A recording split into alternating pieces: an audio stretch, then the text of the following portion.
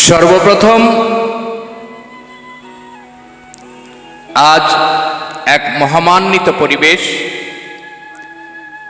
এই সুন্দর এক মহামান্বিত পরিবেশে আজ আমরা এখানে উপস্থিত হয়েছি ভগবৎ কথামৃত আস্বাদনের উদ্দেশ্যে। যোগী মুনি ঋষি গন্ধর্ব কিন্নর দেবতা কোটি জনম সাধনা করে যার সন্ধান পান না, সেহত ভাবের বিরিঞ্চিয় বাঞ্ছিত ধন আমার গৌরাঙ্গ সুন্দর, তিনি রাধার ভাবে ভাবিত হয়ে শ্রী নবদ্বীপ ধামে শ্রী শ্রী শচীগর্ভ সিন্ধু মাঝে তিনি অবতীর্ণ হয়েছিলেন কলির দুরাচারী, পাপাচারী, ব্যভিচারী মানুষদেরকে উদ্ধার করবার উদ্দেশ্যে। সুন্দর এক মহামান্বিত পরিবেশে আজ আমরা এখানে উপস্থিত হয়ে সর্বপ্রথম শ্রীগুরুর চরণ বন্দনা করে আমরা আজ সর্বপ্রথম আস্বাদন করব সনাতন ধর্মের ইতিহাসের এক সর্বশ্রেষ্ঠ ধর্মগ্রন্থ শ্রীমদ্ ভগবদ গীতা। পরবর্তীকালে আমরা আস্বাদন করব শ্রীমদ্ ভাগবত, তৎপর আমরা আস্বাদন করব শ্রী শ্রী চৈতন্য চরিতামৃত। আমরা আস্বাদন করব আজ ভগবৎ কথামৃতের গুচ্ছ আস্বাদিত অর্থসহ আস্বাদন তত্ত্ব।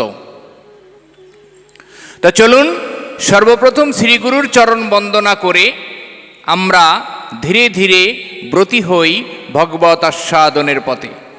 বন্দে গুরুনীশ ভক্তনীশ মীশবতারকাং তৎপ্রকাশং তৎশক্তি শ্রীকৃষ্ণ চৈতন্য সঙ্গপম। বন্দে শ্রীকৃষ্ণ চৈতন্য নিত্যানন্দ সহোদত গৌড়োদয় পুষ্পবন্ত চিত্রসন্দৌতমনুদৌ যদদত্তম ব্রহ্ম উপনিষদি তদপশ্যতনুভা যন্তর্যামী পুরুষৈশ্বর্য পূর্ণ ভগবান স্বয়ং ন চৈতন্য তজ্জগতি পরতত্ত্বম পরমহম। অনার্পিত চরিং চিরাৎ করুণায় অবতীর্ণ কলৌ সমর্পয়িতুত্তর উজ্জ্বল শক্তি শ্রিয়াম। হরিপুরট সুন্দর দ্যুতি কদম্ব সন্দীপিত সদা হৃদয় কন্দরে স্ফুত বাসচিনন্দন। রাধাকৃষ্ণ প্রণয় বিকৃতিলাদিনী শক্তিরশ্মা দেকাত্মনব বিভু বিভুবম দেহগতম গতো গতা চৈতন্যক্ষং প্রকট মধুনন্তদুঃখম চক্তমাপ্তম। রাধার ভাবদূতি সুবলিত কৃষ্ণ নৌমি স্বরূপম। রাধার প্রণয় মহিমা কীদৃশ্য বানৈবা সদ্যম যম মধুরিমা কীদৃশ্য বামদীয় শক্কং চস্য মদনুভবত তদ্ভদ্রলবাদীন শচিগর্ভ সিন্ধু হরিন্দু পঞ্চতত্তত্ত্ব কৃষ্ণ ভক্তরূপ স্বরকম ভক্তবতরম ভক্তাক্ষ নমামি ভক্ত শক্তিকাম। হরে কৃষ্ণ কৃষ্ণ কৃষ্ণ হরে হরে জয় জয় নিতাই গৌর প্রেমানন্দে। একবার হরি বলো। জয় জয় শ্রীকৃষ্ণ, জয় জয় গৌর প্রভু। সর্বপ্রথম শ্রীগুরুর চরণ বন্দনা করে দেহস্থিত আজ্ঞা চক্রে পরমব্রহ্ম তথা পরমাত্মার জ্যোতিরূপ দর্শন করে আজ আমরা এখানে উপস্থিত হয়েছি ভগবৎ কথামৃত আস্বাদনের অভিলাষে। তো চলুন সর্বপ্রথম আমরা আস্বাদন করব শ্রীমদ্ ভগবদ গীতা। শ্রীমদ্ ভগবদ গীতা পৃথিবীর ইতিহাসে এক সর্বশ্রেষ্ঠ ধর্মগ্রন্থ। এই শ্রীমদ্ ভগবদ গীতা শুধুমাত্র হিন্দু সনাতন ধর্মে নয়, পৃথিবীর মহৎ মহৎ আধ্যাত্মিক চিন্তাশীল ব্যক্তিগণ, পৃথিবীর উন্নতশীল দেশের আধ্যাত্মিক যোগীগণ, পৃথিবীর বড় বড় দেশের মহান মহান ব্যক্তিগণ এই গীতা ধর্মকে, গীতা গ্রন্থকে প্রাধান্য দিয়েছেন। পৃথিবীর ইতিহাসে শ্রীমদ্ ভগবদ গীতা এক সর্বশ্রেষ্ঠ ধর্মগ্রন্থ। আমরা হিন্দু সনাতন ধর্মের যতগুলি গ্রন্থ আমরা আস্বাদন করি না কেন, সব গ্রন্থগুলি ভগবানের পরোক্ষ বাণী, অর্থাৎ ভগবান কোনো ভক্তকে মাঝখানে রেখে তার নির্দেশাবলী নির্দেশ দিয়েছেন। কিন্তু শ্রীমদ্ ভগবদ্ গীতা এমন একখানি ধর্মগ্রন্থ, যে ধর্মগ্রন্থে পুরুষোত্তম ভগবান শ্রীকৃষ্ণ বেদের নির্যাসকে তুলে নিয়ে 574খানা শ্লোকের মধ্যে দিয়ে ভক্তবর অর্জুনকে সামনে রেখে আপমার জনসাধারণকে উদ্দেশ্য করে, আপমার সাধু সমাজকে উদ্দেশ্য করে গীতার এক অধ্যাত্মপূর্ব আধ্যাত্ম জ্ঞান তিনি দান করেছেন। এই গীতার যে আধ্যাত্ম জ্ঞান আমরা পেয়ে থাকি, এটা মহাজনগণ কীর্তন করেন যে মহাভারতের এক প্রক্ষিপ্ত অংশ থেকে শ্রীমদ্ ভগবদ্ গীতা তুলে নেওয়া হয়েছে। আমরা যারা শ্রীমদ্ মহাভারত অধ্যয়ন করেছি তারা দেখেছি শ্রী মহাভারত খানিতে 18টা অধ্যায় বিদ্যমান। এই 18টা অধ্যায়ের মধ্যে ভীষ্ম পর্বের মধ্যে শ্রীমদ্ ভগবদ্ গীতা বিদ্যমান। আমরা জানি মহাভারতে এক ভয়াবহ সংগ্রাম অনুষ্ঠিত হয়েছিল কুরুক্ষেত্রের যুদ্ধের প্রাঙ্গণে কৌরব পক্ষ এবং পাণ্ডব পক্ষের মধ্যে।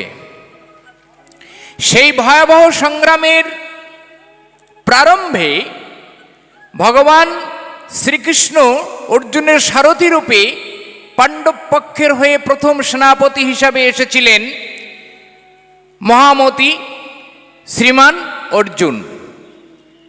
তেমনি উল্টো দিকে কৌরব পক্ষের হয়ে প্রথম সেনাপতি হিসাবে এসেছিলেন শ্রীমতী ভীষ্মদেব। এই শ্রীমান ভীষ্মদেব কুরুক্ষেত্রের প্রাঙ্গণে কৌরব পক্ষের হয়ে সেনাপতি হিসাবে তিনি যুদ্ধ করতে এসেছিলেন। কুরুক্ষেত্রের যুদ্ধটা সুসংগঠিত হয়েছিল 18 দিন। মহামতি ভীষ্মদেব যুদ্ধ করেছিলেন 10 দিন, গুরুর দ্রোণাচার্য যুদ্ধ করেছিলেন 5 দিন। এই 10 দিন যুদ্ধ করবার প্রাককালে ভীষ্মদেব যখন সরসজ্জায় শায়িত হলেন, তখনই ভগবান শ্রীকৃষ্ণ অর্জুনকে ডেকে নিয়ে গীতার এই আধ্যাত্ম জ্ঞানটা দান করলেন। শুধুমাত্র ভগবান শ্রীকৃষ্ণ অর্জুনকে কুরুক্ষেত্রের প্রাঙ্গণে গীতার এই আধ্যাত্ম জ্ঞান দান করেননি। আমরা যারা শ্রীমদ্ ভাগবত অধ্যয়ন করেছি তারা দেখেছি শ্রীমদ্ ভাগবত গ্রন্থখানিতে 2টি খণ্ড আর 12টি স্কন্ধ বিদ্যমান। এই 2টি খণ্ড এবং 12টি স্কন্ধের মধ্যে 11তম স্কন্ধে ভগবান শ্রীকৃষ্ণ উদ্ধবকে গীতার এই জ্ঞান দান করেছিলেন। আমরা যারা গীতা অধ্যয়ন করেছি তারা দেখেছি শ্রীমদ্ ভগবদ্ গীতা গ্রন্থখানি 18টা অধ্যায় এবং 700টা শ্লোকের সমন্বয়ে সুসংগঠিত। এই 18টা অধ্যায়কে ভগবান শ্রীকৃষ্ণ যোগের সঙ্গে তুলনা করলেন। 18টা অধ্যায়কে তিনি নাম দিলেন বিষাদযোগ, সাংখ্যযোগ, বিষাদ সাংখ্য কর্ম জ্ঞান সন্ন্যাস ধ্যান জ্ঞান অক্ষর রাজবিদ্যা বিভূতি বিশ্বরূপ ভক্তি ক্ষেত্র গুণত্রয় পুরুষ দৈবাসুর সদ্যত্রয় এবং শেষ অধ্যায় মোক্ষ যোগ। প্রত্যেকটা অধ্যায়কে ভগবান শ্রীকৃষ্ণ যোগের সঙ্গে তুলনা করলেন। আমরা যারা গীতা অধ্যয়ন করেছি তারা দেখেছি শ্রীমদ্ ভগবদ্ গীতার মধ্যে 4টি কেন্দ্রীয় চরিত্র আছে। এক পুরুষোত্তম ভগবান শ্রীকৃষ্ণ, 2 অর্জুন, 3 সঞ্জয় এবং 4র্থ ব্যক্তিত্ব কৌরব পক্ষের অন্ধ রাজা ধৃতরাষ্ট্র। সমগ্র গীতার মধ্যে এই 4 জনের কথোপকথনে 700টা শ্লোকের সমন্বয়ে শ্রীমদ্ ভগবদ্ গীতা স্বয়ং সম্পূর্ণ। সমগ্র গীতার মধ্যে 700টি শ্লোক বিদ্যমান। এই 700টা শ্লোকের মধ্যে ভগবান পুরুষোত্তম শ্রীকৃষ্ণ 574টা শ্লোক বর্ণনা করলেন, 85টি শ্লোক বর্ণনা করলেন অর্জুন, 40টি শ্লোক বর্ণনা করলেন সঞ্জয় এবং 1টি মাত্র শ্লোক বর্ণনা করলেন তিনি ধৃতরাষ্ট্র। আমরা যারা গীতা অধ্যয়ন করেছি তারা দেখেছি ধৃতরাষ্ট্র যে একটিমাত্র শ্লোক বর্ণনা করেছিলেন সেটা গীতার প্রথম অধ্যায়, নাম অর্জুনের বিষাদযোগ। এই বিষাদযোগে 46খানা শ্লোক বিদ্যমান। এই 46খানা শ্লোকের মধ্যে মহামতি ভীষ্মদেব সঞ্জয়ের কাছে জিজ্ঞাসা করলেন, ধর্মক্ষেত্রে কুরুক্ষেত্রে সমবেত যদুষ্যম মামকা পাণ্ডবশ্চব্য কিঙ্কবর্ত সঞ্জয়। বাংলা মানে করলে এটাই দাঁড়ায়, হে সঞ্জয়, ধর্মক্ষেত্রে কুরুক্ষেত্রে উপস্থিত হয়ে আমার এবং পাণ্ডুর পুত্রগণ কি করলেন সঞ্জয়, তুমি আমাকে বলো। এখান থেকেই গীতার প্রারম্ভিকতা শুরু হলো। তো মহাজনগণ বললেন, যা আছে বিশ্বব্রহ্মাণ্ডে তা যদি দেহভাণ্ডে থাকে, আর যা আছে বিশ্বব্রহ্মাণ্ডে সবই দেহভাণ্ডের মধ্যে যদি বিরাজমান হয়, তাহলে আমরা চর্মচক্ষে যা দর্শন করি, চন্দ্র সূর্য গ্রহ তারা নক্ষত্র জঙ্গমাদি সমস্ত কিছুই দেহভাণ্ডের মধ্যে বিরাজমান আছে। তা যদি না থাকে তাহলে মহাজনের বাণী কিন্তু বাবা মিথ্যা হয়ে যায়। তাহলে মহাজনগণ কি বললেন, যা আছে বিশ্ব ব্রহ্মাণ্ডে তা আছে দেহরূপ এই ভাণ্ডে। গীতা হচ্ছে পৃথিবীর ইতিহাসে তথা সনাতন ধর্মের ইতিহাসে তথা হিন্দু জাতির এক সর্বশ্রেষ্ঠ ধর্মগ্রন্থ। যে ধর্মগ্রন্থকে মহাজনগণ বেদের নির্যাস হিসাবে তুলনা করেছেন। আমরা জানি হিন্দু সনাতন ধর্মের সর্বশ্রেষ্ঠ ধর্মগ্রন্থ সেটি হলো বেদ। আমাদের চারখানি বেদ সনাতন ধর্মের মধ্যে বিদ্যমান আছে।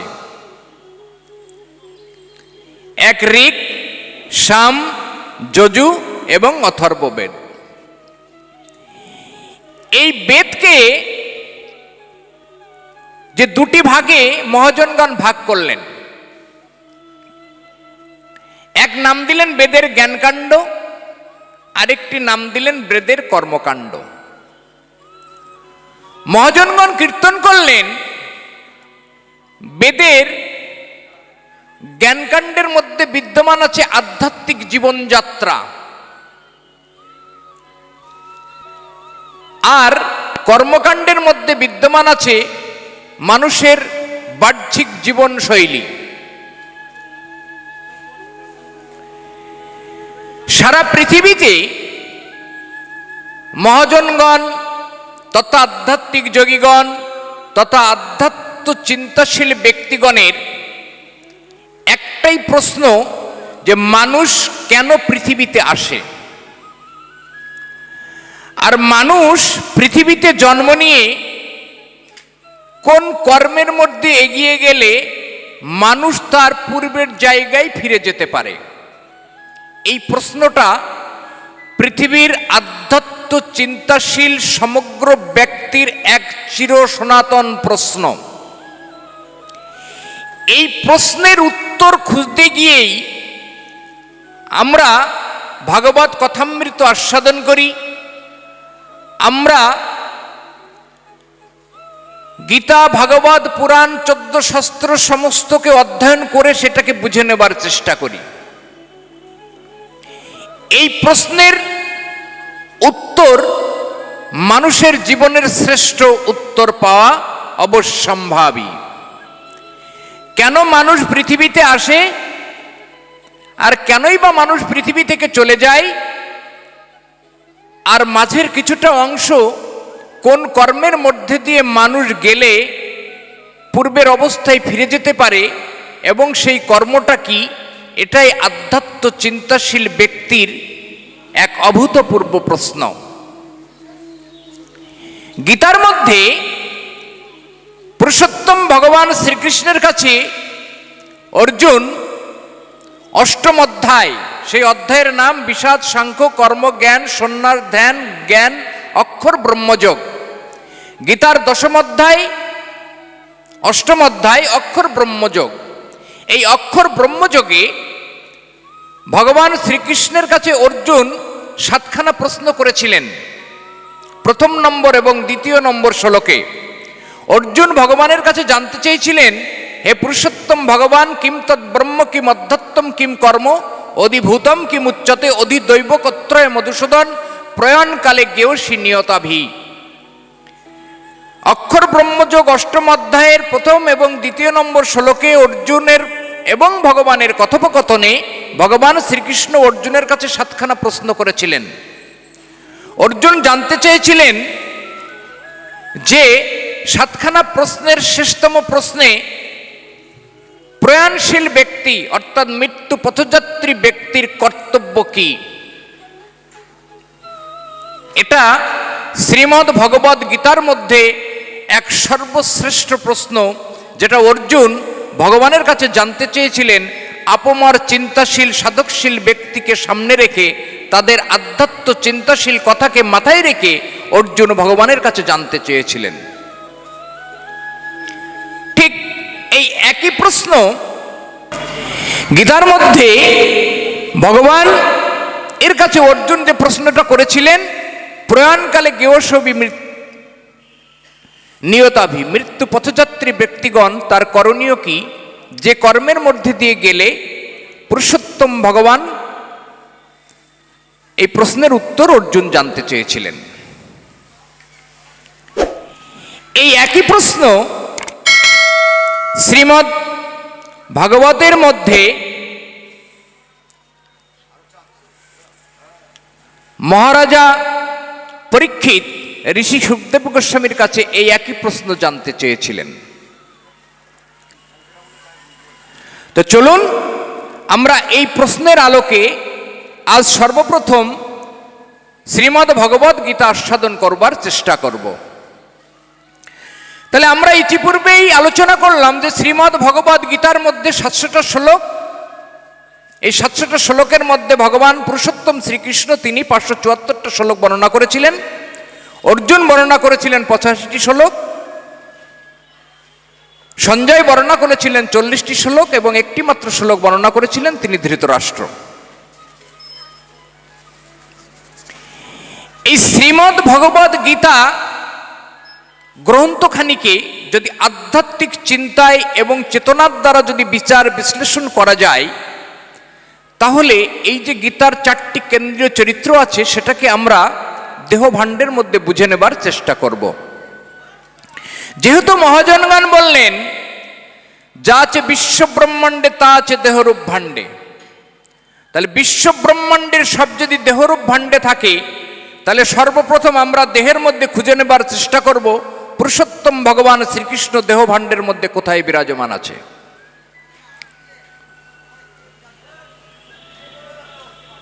গীতার 10ম অধ্যায় বিষাদ সাংখ্য কর্ম জ্ঞান সন্ন্যাস ধ্যান জ্ঞান অক্ষর রাজবিদ্যা বিভূতি যোগ গীতার 10ম অধ্যায়। এই বিভূতি যোগ 10ম অধ্যায়ে 20 নম্বর শ্লোকে ভগবান শ্রীকৃষ্ণ অর্জুনের কথোপকথনে ভগবান শ্রীকৃষ্ণ অর্জুনকে বললেন অহমাত্মা গুড়াকেশ সর্বভূত স্থিত অহমাদি চ অন্ত চ মধ্যভূতানামেব চ। হে অর্জুন, অহমাত্মা গুড়াকেশ, অর্জুনকে এখানে ভগবান শ্রীকৃষ্ণ গুড়াকেশ নামে ভূষিত করেছেন, বলছেন আমি অহমাত্মা রূপে দেহের মধ্যে বিরাজমান আছি। অহমাত্মা গুড়াকেশ সর্বভূত স্থিত, সমগ্র জীবের মধ্যে আমি আত্মারূপে বিরাজমান। অহমাত্মা গুড়াকেশ সর্বভূত স্থিত অহমাদি চ অন্ত চ মধ্যভূতানামেব চ। আমি জীবের আদি অবস্থা, আমি জীবের মধ্য অবস্থা এবং আমি জীবের শেষ অবস্থা। আমি জীবের মধ্যে যে আত্মারূপে আছি সেটাই আমি ভগবান শ্রীকৃষ্ণ। গীতায় 10ম অধ্যায়ে 20 নম্বর শ্লোকে ভগবান শ্রীকৃষ্ণ অর্জুনকে বললেন। তাহলে এই যে গীতার যে আধ্যাত্ম জ্ঞান ভগবান শ্রীকৃষ্ণ অর্জুনকে সামনে রেখে গীতার যে আধ্যাত্ম জ্ঞানটা দান করেছেন, সেই বিষয়টা কেমন? ধৃতরাষ্ট্র জিজ্ঞাসা করলেন সঞ্জয়ের কাছে অর্জুনের বিষাদযোগে 1ম নম্বর অধ্যায়ের 1ম নম্বর শ্লোকে ধর্মক্ষেত্রে কুরুক্ষেত্রে উপস্থিত হয়ে আমার এবং পাণ্ডুর পুত্রগণ কি করলো, সঞ্জয় তুমি আমাকে বলো। মহাভারতের ইতিহাস অনুসারে আমরা জানি যে কৌরব পক্ষের যিনি রাজা ছিলেন ধৃতরাষ্ট্র, তিনি ছিলেন অন্ধ, তিনি চোখে দেখতেন না। তো কুরুক্ষেত্রের যুদ্ধের প্রাক মুহূর্তে তার গুরুদেব ব্যাসদেবজি মহারাজের কাছে মহারাজা ধৃতরাষ্ট্র জানতে চাইলেন, হে গুরুদেব, কুরুক্ষেত্রের প্রাঙ্গণে যে সমস্ত যুদ্ধ অনুষ্ঠিত হতে চলেছে সেই যুদ্ধের বিষয় থেকে কি আমি কোনো কিছু উপলব্ধি করতে পারবো না? তখন গুরুদেব ব্যাসদেবজি মহারাজ সঞ্জয় নামক একজন ব্যক্তিত্বকে নিযুক্ত করলেন। তিনি হস্তিনাপুরের সিংহাসনে রাজপ্রাসাদের মধ্যে ধৃতরাষ্ট্র যে সিংহাসনে বসে আছে তার পাশে বসে থেকে কুরুক্ষেত্রের প্রাঙ্গণের যত সমস্ত যুদ্ধের ঘটনাবলী তিনি মানুষ নেত্রে দর্শন করতে থাকলেন এবং তিনি অন্ধ রাজা ধৃতরাষ্ট্রকে ব্যক্ত করতে থাকলেন। এই যে যুদ্ধ, এই যুদ্ধটা আসলে কি? পৃথিবীর ইতিহাসে শ্রীমদ্ ভগবত কেন অত সর্বশ্রেষ্ঠ ধর্মগ্রন্থ? আমরা জানি সমগ্র পৃথিবীতে 100-ও বেশি ভাষা আছে। এই 100-র বেশি ভাষার মধ্যে 70টারও বেশি ভাষায় গীতা মুদ্রিত, গীতা পঠিত, গীতা প্রচলিত একটা ধর্মগ্রন্থ। গীতা পৃথিবীর বড় বড় দেশে বড় বড় আধ্যাত্মিক চিন্তাশীল ব্যক্তিগণ তাদের নিজেদের ভাষায় গীতাকে সংকলন করে তারা গীতাকে পাথেয় করেছেন। আমরা যারা কলকাতায় গীতা লাইব্রেরিতে দেখেছি তারা দেখেছি যে পৃথিবীর বিভিন্ন বড় বড় দেশের তাদের ভাষায় সংকলনিত 70টিরও বেশি ভাষায় গীতা কলকাতায় গীতা লাইব্রেরিতে মুদ্রিত করা আছে। গীতা গ্রন্থখানি এমন একটা ধর্মগ্রন্থ যে ধর্মগ্রন্থকে বেদের নির্যাস বলা হয়। অর্থাৎ বেদের যে দুটি কাণ্ড আছে, জ্ঞানকাণ্ড এবং কর্মকাণ্ড, এই জ্ঞানকাণ্ডে এক নাম দিয়েছেন মহাজনগণ উপনিষদ। আমাদের হিন্দু সনাতন ধর্মের 12খানা উপনিষদ বিদ্যমান। এই হিন্দু সনাতন ধর্মের 12টা উপনিষদ হিন্দু সনাতন ধর্মের মূল স্তম্ভ। এই সনাতন ধর্মের মূল স্তম্ভ যে উপনিষদ, এই উপনিষদের সারকে সংগ্রহ করে ভগবান শ্রীকৃষ্ণ গীতার এই আধ্যাত্ম জ্ঞান দান করেছেন। গীতা যে উপনিষদের সার, গীতার মধ্যে ভগবান শ্রীকৃষ্ণ 18 বার এই কথাটি উল্লেখ করেছেন প্রত্যেকটা অধ্যায়ের শেষে। গীতার প্রথম অধ্যায় অর্জুনের বিষাদযোগ, এখানে 46টা শ্লোক বিদ্যমান আছে। এই 46টা শ্লোকের শেষে ভগবান শ্রীকৃষ্ণ অর্জুনকে বললেন, নং তৎসদিতি শ্রীমদ্ ভগবদ গীতাসু উপনিষৎসু ব্রহ্মবিদ্যা যোগশাস্ত্রে শ্রীকৃষ্ণ অর্জুন সংবাদে বিষাদ যোগ ইতি প্রথম অধ্যায়।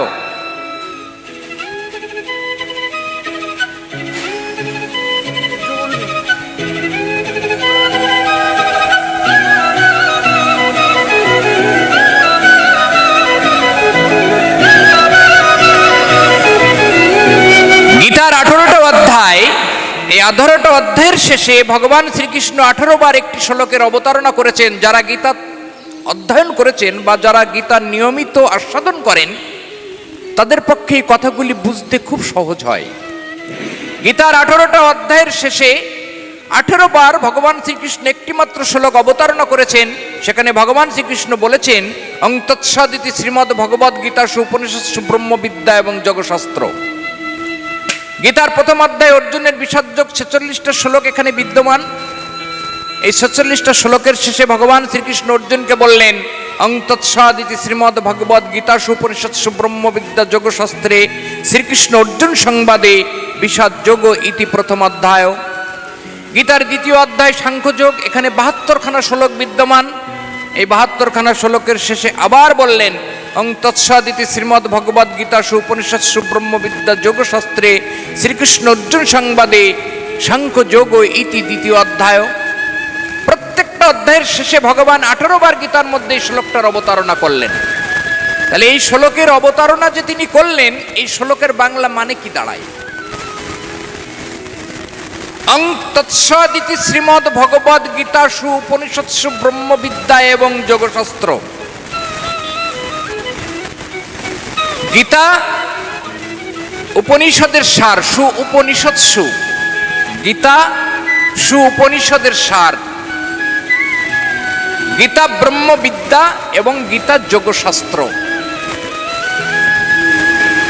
তাহলে গীতা একাধারে একটা গ্রন্থ হলেও মূলত গীতা তিনটি গ্রন্থের সমন্বয়ে সুসম্পন্নিত হয়েছে। এক গীতা উপনিষদের সার, এক গীতা ব্রহ্মবিদ্যা, আর এক গীতা যোগশাস্ত্র। গীতার মধ্যে ভগবান অর্জুনকে সুনিশ্চিত করলেন। তাহলে বেদ থেকে উৎপত্তি হয়েছে উপনিষদ। হিন্দু সনাতন ধর্মের 13টা উপনিষদ বিদ্যমান, আর এই উপনিষদের সারকে সংগ্রহ করে ভগবান শ্রীকৃষ্ণ গীতার এই আধ্যাত্ম জ্ঞান অর্জুনকে সামনে রেখে দান করলেন। মহাজনগণ বলছেন যে গীতার এই জ্ঞান, গীতার এই আধ্যাত্ম জ্ঞান, এটা কোনো রক্তক্ষয়ী সংগ্রাম নয়। এটা মানুষের হৃদয়ে সৎ গুণের সঙ্গে অসৎ গুণের এক অভূতপূর্ব এক দ্বন্দ্ব। প্রমাণ, আমাদের ভারতবর্ষের একজন শ্রেষ্ঠ ব্যক্তিত্ব শ্রী মহাত্মা গান্ধী। তিনি ভারতবর্ষ স্বাধীনতা করবার জন্যে এক অগ্রণী ভূমিকা পালন করেছিলেন ভারতবর্ষ স্বাধীনতার উত্তর প্রাককালে। তিনি গুজরাটি ভাষায় সর্বপ্রথম অনাসক্ত যোগ নিয়ে একটা গীতা ভাষ্য রচনা করেছিলেন।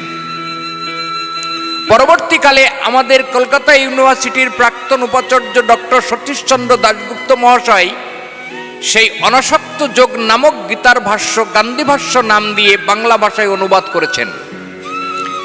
সেখানে ভূমিকাতে মহাত্মা গান্ধী একটা কথা লিখেছেন যে গীতার এই যুদ্ধ কোনো রক্তক্ষয়ী সংগ্রাম নয়, এটা মানুষের অন্তরে সৎ গুণের সঙ্গে অসৎ গুণের এক অভূতপূর্ব দ্বন্দ্ব।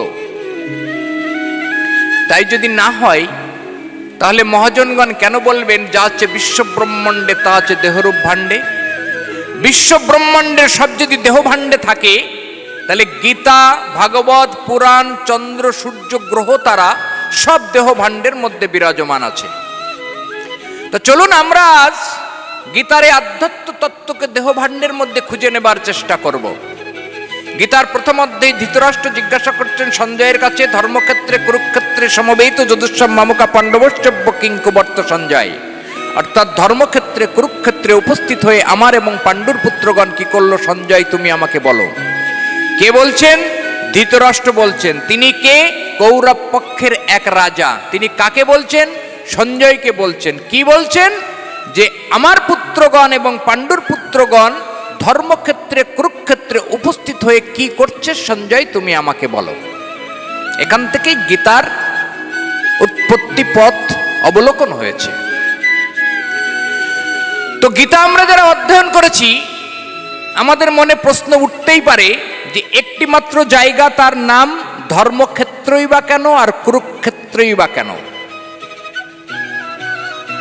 একই স্থান যেখানে এক ভয়াবহ সংগ্রাম অনুষ্ঠিত হয়েছিল সেই জায়গাটার নাম দুটি কেন, ধর্মক্ষেত্র আর কুরুক্ষেত্র?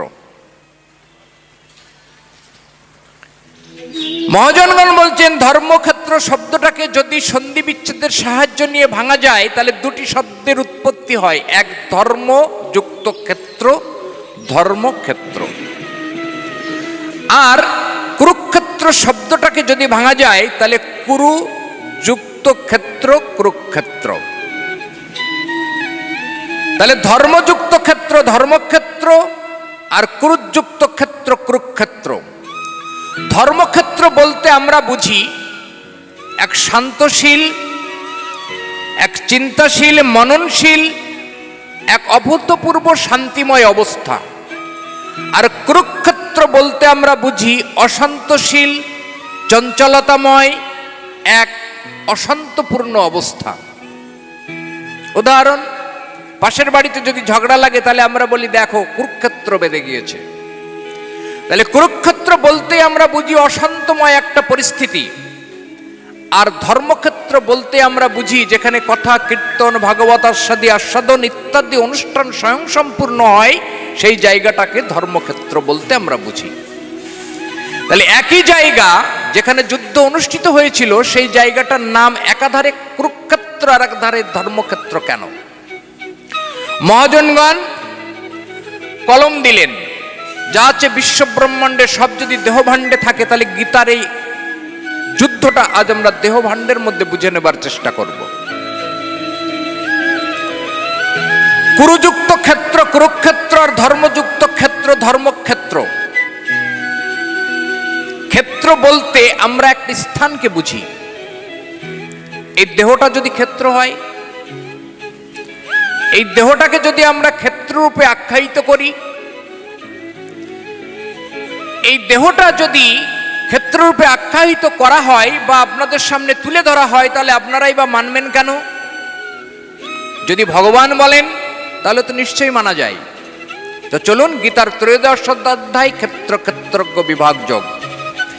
গীতার 13তম অধ্যায় ক্ষেত্র ক্ষেত্রজ্ঞ বিভাগ যোগে ভগবান শ্রীকৃষ্ণ এবং অর্জুনের কথোপকথনে অর্জুন ভগবানের কাছে জানতে চাইছেন, হে পুরুষোত্তম ভগবান শ্রীকৃষ্ণ, ক্ষেত্র ক্ষেত্রজ্ঞম চ এব জ্ঞানম জ্ঞেয় চ এব প্রকৃতিম পুরুষম চ এব বেদিতুম ইচ্ছামি। গীতার 13তম অধ্যায়, সেই অধ্যায়ের নাম ক্ষেত্র ক্ষেত্রজ্ঞ বিভাগ যোগ। এই ক্ষেত্র ক্ষেত্রজ্ঞ বিভাগ যোগে ভগবান শ্রীকৃষ্ণের কাছে অর্জুন প্রথম নম্বর শ্লোকে জানতে চাইলেন, হে পুরুষোত্তম ভগবান, ক্ষেত্র ক্ষেত্রজ্ঞ কাকে বলে, পুরুষ প্রকৃতি কাকে বলে, জ্ঞান জ্ঞেয় কাকে বলে, বেদিতুম ইচ্ছামি, আমি জানতে ইচ্ছা করি। দ্বিতীয় নম্বর শ্লোকে ক্ষেত্র ক্ষেত্রজ্ঞ বিভাগ যোগে ভগবান শ্রীকৃষ্ণ অর্জুনকে বললেন, হে অর্জুন, হে তৃতীয় পাণ্ডব, হে ধনঞ্জয়, ইদম শরীরম ক্ষেত্রম ইতি অভিধীয়তে য এতদ্ভিত্তিক প্রাহু ক্ষেত্রজ্ঞ ইতি তত্ত্ববিদ।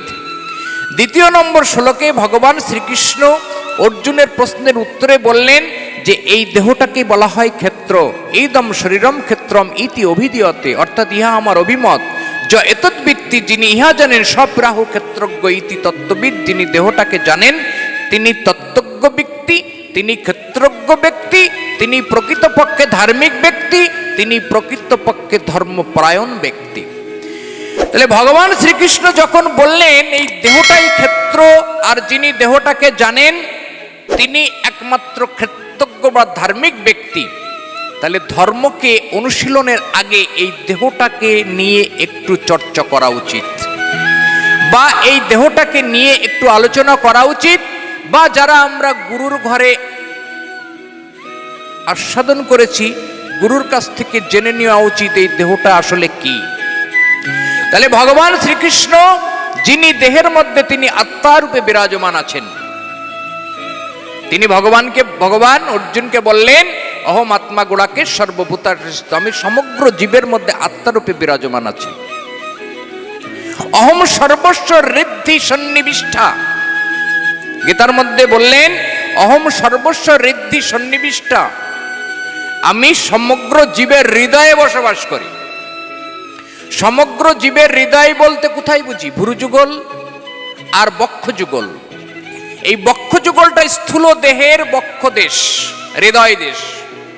আমরা যে বক্ষদেশটা দেখি এটা স্থূল দেহের হৃদয় দেশ। আর এই স্থূল দেহের মধ্যে আরেকটা সূক্ষ্ম দেহ আছে, সেই সূক্ষ্ম দেহটাকে, সূক্ষ্ম দেহের হৃদয় দেশে ভগবান শ্রীকৃষ্ণ তিনি অবস্থান করছেন।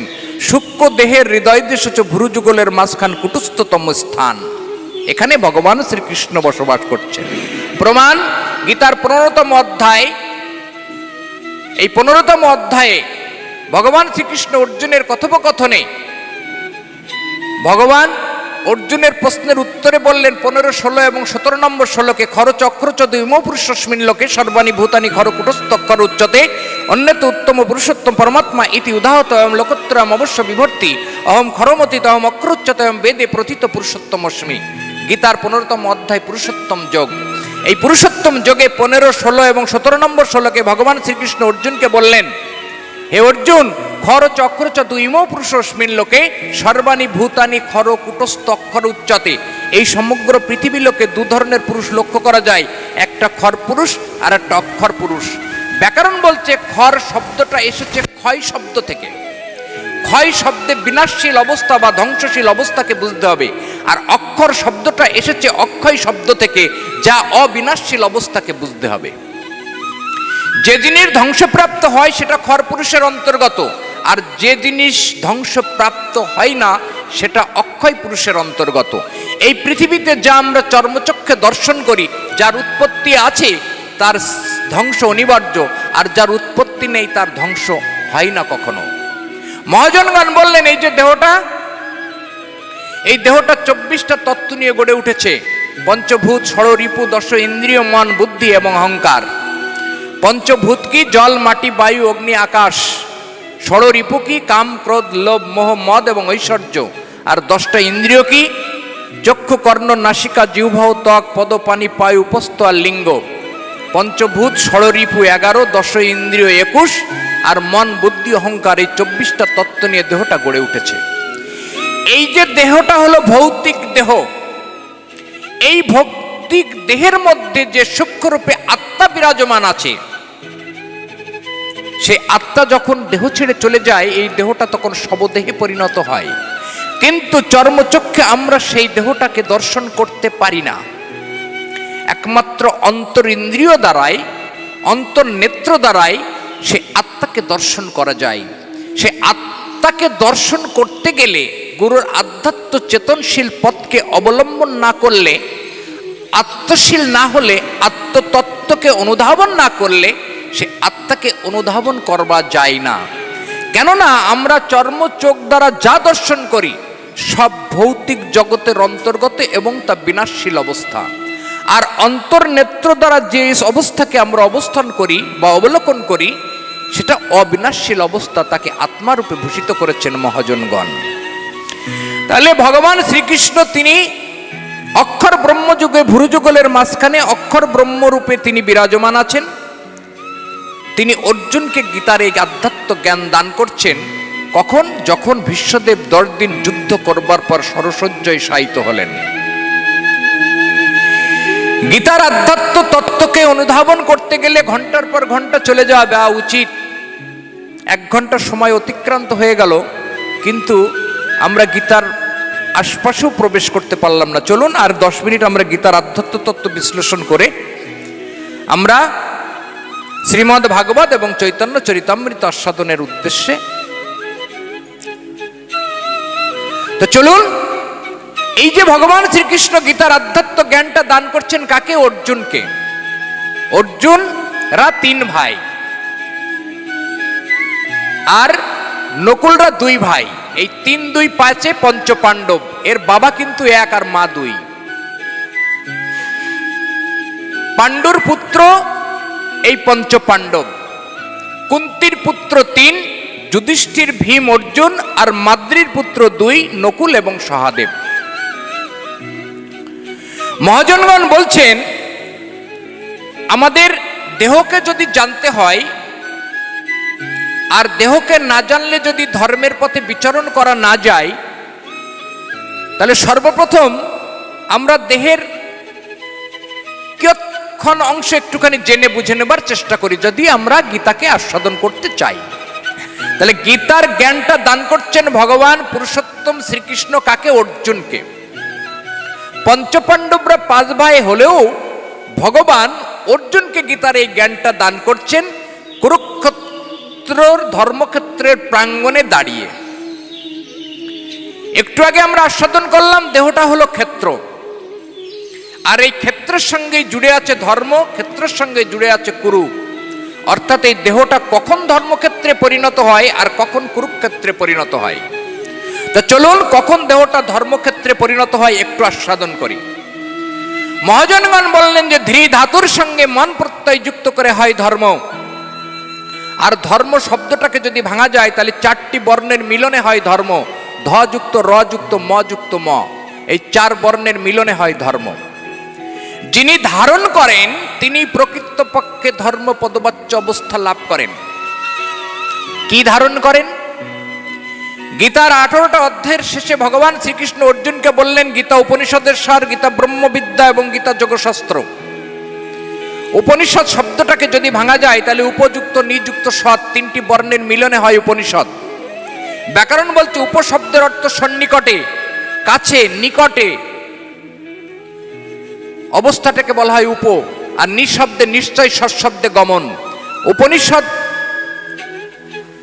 গ্রন্থখানি অনুধাবন করলে কোনো কিছুর সমীপে বা কোনো কিছুর নিকটে চলে যাওয়া যায়, সেটাই উপনিষদ পদবাচ্য। আর কি বললেন? গীতা ব্রহ্মবিদ্যা, ব্রহ্মযুক্ত বিদ্যা। ব্রহ্ম শব্দ আমরা কাকে বুঝি? ব্রহ্ম বলতে আমরা সেই সত্তাকে বুঝি যাকে অবলম্বন করে এই জীব জগৎ ক্রিয়াশীল, যাকে অবলম্বন করে জীব সৃষ্টি জগৎ ক্রিয়াশীল, যাকে অবলম্বন করে প্রলয় জগৎ ক্রিয়াশীল, যাকে অবলম্বন করে সৃষ্টি স্থিতি ক্রিয়াশীল, যাকে অবলম্বন করে পিতা পুত্রকে সৃষ্টি করে, যাতে অবলম্বন করে জীব জীব উৎপন্ন করে, সেই সত্তাকে এক কথায় ব্রহ্ম বলা হয়। অর্থাৎ পিতা তার বীর্য সত্তাকে ধ্বংস করে সন্তান উৎপাদন করে, সেই বীর্য সত্তাকে এক কথায় ব্রহ্ম শব্দে অভিহিত করা হয়েছে। এই ব্রহ্মকে জানতে হয় কিসের দ্বারাই? বিদ্যার দ্বারাই। বিদ শব্দকে যদি ভাঙা যায় তাহলে কি হয়? বিদ শব্দের সঙ্গে আপ্রত্যয় যুক্ত করে হয় বিদ্যা। বিদ শব্দের অর্থ জানা, আ শব্দে আগম নিগম তত্ত্ব। আগম নিগম তত্ত্বটা হচ্ছে শরীরের মধ্যে যে বায়ুটা প্রবেশ করছে এটাকে বলা হয় আগম, আর যে বায়ুটা শরীরের বাইরে বেরিয়ে আসছে এটাকে বলা হয় নিগম। যে বায়ুটা শরীরের মধ্যে প্রবেশ করছে এটাকে বলা হয় পুরক, যে বায়ুটা শরীরের বাইরে বেরিয়ে আসছে এটাকে বলা হয় রেচক। আর রেচক পুরকের মাঝখানে যে অংশটা সেটাকে বলা হয় কুম্ভক। মহাজনগণ বলছেন ২১,৬০০ বার প্রত্যেকটা জীব বাতাসের আদান প্রদান ঘটে। আমরা যে মানব জাতি, আমরা ২১,৬০০ বার ২৪ ঘন্টায় প্রশ্বাস এবং নিঃশ্বাসের আদান প্রদান ঘটাই। অর্থাৎ ২১,৬০০ বার বাতাস থেকে অক্সিজেন গ্রহণ করি এবং ২১,৬০০ বার বাতাস বাইরে বের করে দিই। ১ মিনিটে ১৫ বার, ১ ঘন্টায় ৯০০ বার, ২৪ ঘন্টায় ২৪কে ৯০০ দিয়ে গুণ করলে ২১,৬০০ বার। শাস্ত্রে বলছে একবিংশতি সহস্র শতাধিক কামেশ্বরী জীবে জপতি সর্বদা চন্দ্র নন্দ্রময়ীম পরাম। মানুষ ইচ্ছাই করুক আর অনিচ্ছাই করুক ২১,৬০০ বার এই অজপা জপ করতে থাকে। তাই মহাজনগণ বললেন হকারে নির্গম সকারে প্রবেশন সদাকাল হইতেছে গমনাগমন, ইহাকে জানিলে আত্মা চৈতন্য ঈশ্বর হবে নবদ্বীপ সহ প্রত্যক্ষ গোচর। হংস শব্দে সহং অর্থে মনেতে জানিয়া, সং শব্দে সেই আমি দেখো ভাবিয়া। আমরা যে বাতাসটা গ্রহণ করছি সেটাকে হকার নাম দিয়েছেন মহাজনগণ, আর যেটাকে বেরিয়ে করে দিচ্ছি সেটাকে নাম দিচ্ছেন সকার। হ আর খ দুই পাকা হয় রবি শশী, মধ্য বিন্দু পরম ব্রহ্ম তনুতে প্রকাশী। এর মধ্যে একটা বিন্দু আছে সেটাকে বলা হয় অং। হস দুই পাকা করিয়া চেতন, বিন্দুরূপে পরমাত্মাকে করহ চিন্তন। বিন্দুরূপে সেই পরমাত্মাকে চিন্তন করতে গেলে এই ব্রহ্ম যুগলের মাঝখানে, ভুরু যুগলের মাঝখানে বিন্দুরূপে পরমাত্মাকে চিন্তন করতে হয়। হস দুই পাকা করিয়া ছেদন, বিন্দুরূপে পরমাত্মাকে করহ চিন্তন। হস দুই পাকা ছেদন করা মানে আমরা যে পুরো বায়ুটা ভিতরে গ্রহণ করছি সেটাকে হয় ভিতরে আটকে দিতে হবে, নতুবা যে বাতাসটা বাইরে বেরিয়ে করছি যাকে রেচক বলছি সেটাকে বাইরে নিষ্কাশন করতে হবে। গীতার মধ্যে কর্মযোগে ভগবান শ্রীকৃষ্ণ অর্জুনকে বললেন অপানে জুহুবতী প্রাণম প্রাণে জুহুবতী অপনম, প্রাণ অপান গতিরুদ্ধা প্রাণম প্রাণহারা প্রাণম প্রাণেষু জুহুবতী। এর বাংলা মানে করলে এটাই দাঁড়ায় যে প্রাণবায়ুতে অপানবায়ু আহুতি দিতে হবে, আর অপানবায়ুতে প্রাণবায়ু আহুতি দিলে প্রাণের যে অস্তিত্ব সেটাকে দেহধামের মধ্যে অবলোকন করা যাবে। আমরা যে বায়ুটা গ্রহণ করি সেই বায়ুর মহাজনগণ নাম দিয়েছেন প্রাণবায়ু। এই শরীরটা চলনশীল হবার জন্য ৪৯টা বায়ু শরীরের মধ্যে বিদ্যমান আছে। মহাজনগণ এই ৪৯টা বায়ুর মধ্যে 10টি বায়ুকে প্রদান করলেন, 5টা অন্তস্থ বায়ু আর 5টা বহিস্থ বায়ু। 5টা অন্তস্থ বায়ুর নাম দিলেন প্রাণ, অপান, সমান, উদান, ব্যান। 5টা বহিস্থ বায়ুর নাম দিলেন নাক, কুর্ম, ক্রিকর, দেবদত্ত এবং ধনঞ্জয়। এই 5টা অন্তস্থ বায়ু শরীরের মধ্যে আভ্যন্তরীণ ক্রিয়ায় হৃদয় দেশে প্রাণ, নাভিমূলে সমান আর নাভির নিম্ন দেশে আছে অপান। এই সমান, অপান, প্রাণ, সমান, ব্যান, এই 5 বায়ুর মধ্যে 3 বায়ু প্রধান, প্রাণ, সমান এবং অপান। আর 3 বায়ুর মধ্যে প্রাণবায়ু সর্বপ্রধান, হৃদয় দেশে যার অবস্থান। এই প্রাণবায়ুর উপরে প্রভাব বিস্তার করে আধ্যাত্ম সাধক তার আধ্যাত্ম পথকে সুনির্দিষ্ট করে। সেই জন্য উপনিষদের মধ্যে মহাজনগণ বললেন প্রাণ হি ভগবান, প্রাণ হি বিষ্ণু, প্রাণ হি শিব, প্রাণেন ধার্যতে লোকা সর্বম প্রাণময়ম জগৎ। এই প্রাণবায়ুর উপরে নির্ভর করে সমস্ত জীবজগৎ ক্রিয়াশীল। এই প্রাণকেই বলা হয় ভগবান, প্রাণকে বলা হয় প্রাণ কৃষ্ণ, প্রাণকেই বলা হয় ব্রহ্মা, প্রাণকেই বলা হয় শিব, প্রাণকে বলা হয় বিষ্ণু। প্রাণেন ধার্যতে লোকা সর্বম প্রাণময়ম জগৎ। এই প্রাণবায়ুর উপরে নির্ভর করে এই জীব জগৎ ক্রিয়াশীল, তথা এই দেহ জগৎ ক্রিয়াশীল। এই যে পাঁচটা বায়ু শরীরের মধ্যে পঞ্চচক্রের মধ্যে বিরাজমান আছে। আমাদের শরীরের পিছনে আছে মেরুদণ্ড, এই মেরুদণ্ডের মধ্যে পাঁচটি চক্র বিরাজমান: মূলাধার, স্বাধিষ্ঠান, মণিপুর, অনাহত, বিশুদ্ধ এবং আজ্ঞা চক্র। এই পাঁচটা চক্রের মধ্যে পঞ্চভূত বিরাজমান: জল, মাটি, বায়ু, অগ্নি, আকাশ। এই পাঁচটা তত্ত্বের মধ্যে পঞ্চতত্ত্ব বিরাজমান: শ্রীকৃষ্ণ চৈতন্য মহাপ্রভু, নিত্যানন্দ, অদ্বৈত, গদাধর, শ্রীবাস। এই পাঁচটা তত্ত্বের মধ্যে পঞ্চ পাণ্ডব বিরাজমান: যুধিষ্ঠির, ভীম, অর্জুন, নকুল এবং সহদেব। গুহ্য লিঙ্গের মাঝখানে আছে মূলাধার চক্র, এখানে মৃত্তিকা তত্ত্বের স্থান। এখানে অবস্থান করছেন সহদেব তত্ত্ব বা নবদ্বীপ লীলায় গদাধর তত্ত্ব। তার একটু উপরে লিঙ্গমূল, স্বাধিষ্ঠান তত্ত্ব, জলতত্ত্বের স্থান। এখানে চৈতন্য লীলার শ্রীবাস তত্ত্ব অবস্থান করছেন। আর দাপর যুগের পঞ্চপাণ্ডবের মধ্যে যুধিষ্ঠির, ভীম, অর্জুন, নকুল তত্ত্ব স্বাধিষ্ঠান চক্র লিঙ্গমূলে অবস্থান করছেন। তার একটু উপরে নাভিমূল, তেজতত্ত্বের স্থান। এখানে অবস্থান করছেন অর্জুন। আর নবদ্বীপ লীলায় অদ্বৈত তত্ত্ব। তার একটু উপরে হৃদয় দেশ, দ্বাদশ দল পদ্ম, বায়ুতত্ত্বের স্থান। এখানে অবস্থান করছেন ভীম। এবং চৈতন্য লীলায় যিনি আছেন তিনি নিত্যানন্দ প্রভু। তার একটু উপরে কণ্ঠদল, আকাশদল তত্ত্ব। এখানে অবস্থান করছেন চৈতন্য মহাপ্রভু। আর পঞ্চপাণ্ডবের মধ্যে যুধিষ্ঠির। এই পঞ্চপাণ্ডব পঞ্চচক্রে বিদ্যমান হয়ে ভগবান শ্রীকৃষ্ণ এখান থেকে গীতার আধ্যাত্ম তত্ত্বকে বর্ণনা করছেন। অর্জুন নাভিমূলে তেজতত্ত্বে থেকে বিরাজমান হয়ে গীতার আধ্যাত্ম তত্ত্বকে অনুধাবন করছেন। কখন? 10 দিন যুদ্ধ করবার পর যখন ভীষ্মদেব সরসজ্জায় শায়িত হলেন। 10 দিন যুদ্ধ করবার পর ভীষ্মদেব যখন সরসজ্জায় শায়িত হলেন, তখন গীতারে আধ্যাত্ম তত্ত্বকে জ্ঞান দান করছেন। এই গীতারে আধ্যাত্ম তত্ত্ব তখন ধর্মক্ষেত্রে পরিণত হয়েছে। ধর্মক্ষেত্র বলতে কোনো পুরুষ যখন স্ত্রীর সংস্পর্শে যায়, কামের দ্বারা উৎপীড়িত হয়ে যখন সেই পুরুষ এর নাসিয়াপথ থেকে বায়ুপথ নাভিমূলকে অতিক্রম করে, সেই মুহূর্তে সেই পুরুষের বীর্যস্খলন অনিবার্য হয়ে দাঁড়ায়। একজন পুরুষ যখন নারীর সংস্পর্শে যায়, সেই নারী এবং পুরুষের কামাতুর হয়ে পুরুষের নাসাপথ থেকে বায়ু যদি নাভিমূলকে অতিক্রম করে, সেই মুহূর্তে সেই পুরুষের বীর্য স্খলন হয়। তার আগের মুহূর্ত পর্যন্ত সেই পুরুষের বীর্য স্খলন হয় না। তাই মহাজনগণ এখানে কলমে দিয়েছেন যে এই যে বায়ু আমাদের শরীরের মধ্যে প্রবেশ করে আর বাইরে বেরিয়ে আসে, আমাদের বাইরে বেরিয়ে আসে 18 আঙুল আর ভিতরে ঢোকে 12 আঙুল। এই 18 থেকে 12 বাদ দিলে এই যে 6, এই মাইনাস হতে থাকে। তাই মানুষ প্রতিনিয়ত মৃত্যু মুখে পতিত হয়।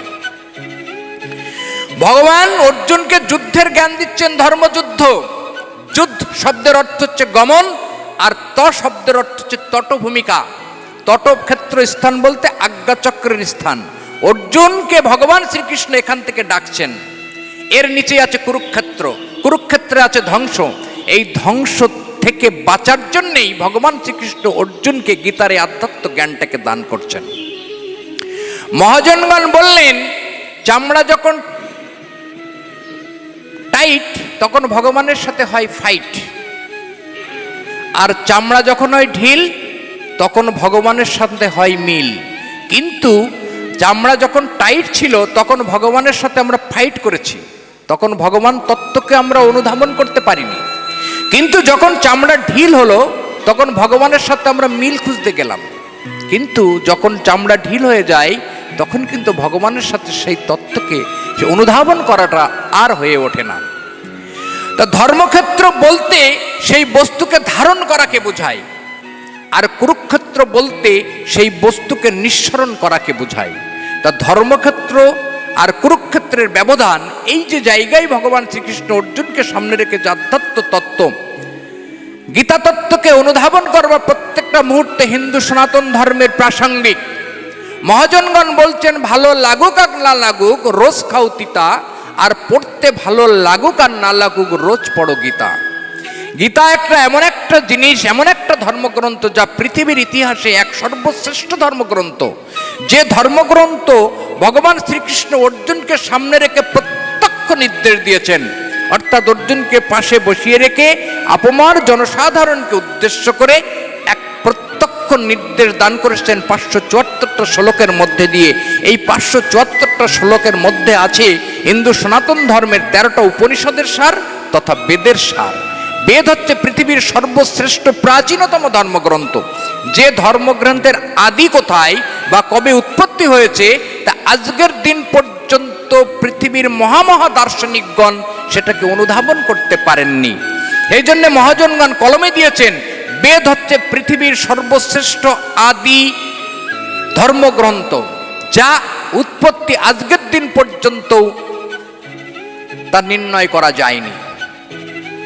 তো যাই হোক, চলুন গীতার এই আধ্যাত্ম তত্ত্বকে আমরা বিশ্রামে রেখে গীতার মধ্যে ভগবান শ্রীকৃষ্ণের কাছে অর্জুন গীতার অক্ষর ব্রহ্মযোগে 8ম অধ্যায়ের 7ম নম্বর শ্লোকে ভগবান শ্রীকৃষ্ণ অর্জুনের কাছে জানতে চেয়েছিলেন যে মৃত্যু পথযাত্রী ব্যক্তির কি কর্তব্য, বা মৃত্যু পথযাত্রী ব্যক্তির কি করণীয়, মৃত্যু পথযাত্রী ব্যক্তি কোন কর্মের মধ্যে দিয়ে গেলে জন্ম মৃত্যুর আবর্তনকে এড়িয়ে পরমাত্ম তত্ত্বের সঙ্গে মিলে মিশে যেতে পারে।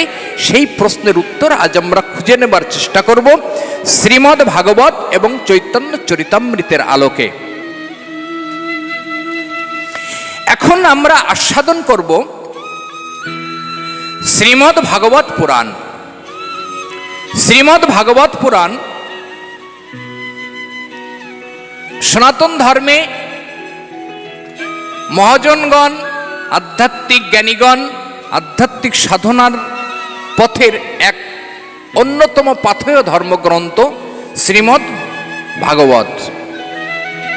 এই ভাগবত রচনার ইতিহাস খুব বিচিত্র। এই অল্প সময়ের মধ্যে আমরা অনেক বেশি কিছু চাইলেই তো পাবো না।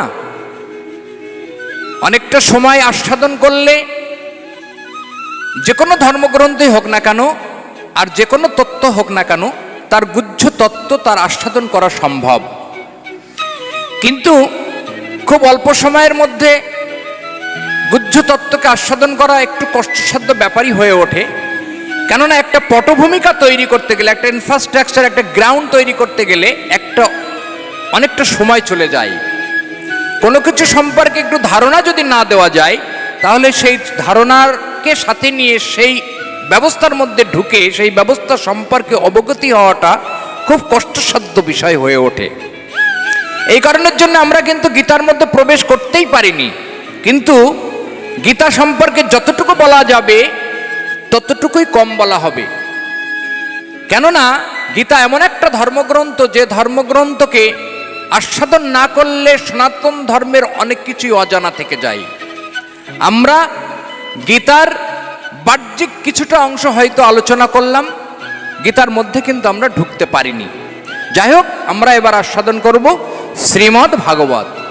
শ্রীমদ্ ভাগবত যেহেতু কলিযুগের মানুষের জন্য এক সর্বশ্রেষ্ঠ ধর্মগ্রন্থ হিসাবে বিবেচিত হয়েছে, তথা আপমার সাধক সমাজ যেটাকে প্রাধান্য দিয়েছেন, এই শ্রীমদ্ ভাগবত গ্রন্থখানির উৎপত্তি ইতিহাস একটু আলোচনা করে আমরা আজ আস্বাদন করব মহারাজা পরীক্ষিতের প্রায় উপবেশন পর্ব, যাকে কেন্দ্র করেই শ্রীমদ্ ভাগবত গ্রন্থখানি উদ্ভব হয়েছে, সেই তত্ত্ব এবং আধ্যাত্মিক গুহ্য তত্ত্বের উপরে নির্ভর করে।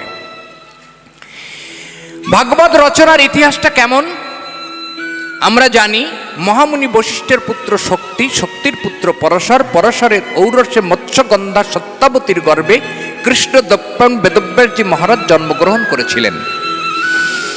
হিন্দু সনাতন ধর্মের যত ধর্মগ্রন্থ, 4 বেদ, 18 পুরাণ, 14 শাস্ত্র, রামায়ণ, মহাভারত, শ্রীমদ্ ভাগবত পুরাণ ব্যাসদেবজি মহারাজের সংকলিত বা তিনি রচনা করেছেন।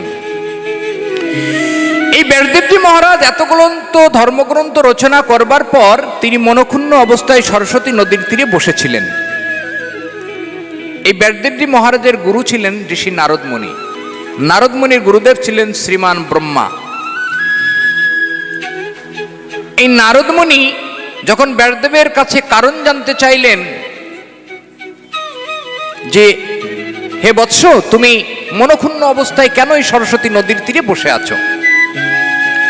ব্যাসদেবজি মহারাজ বললেন, আমি মানুষের কল্যাণে, মানুষের জীবনযাত্রাকে সুনির্দিষ্ট করবার জন্যে, আধ্যাত্মিক চেতনাকে চিন্তাশীল করবার জন্যে আমি যে এত ধর্মগ্রন্থ শাস্ত্র রচনা করেও আমি যে তৃপ্তি পাচ্ছি না কেন প্রভু?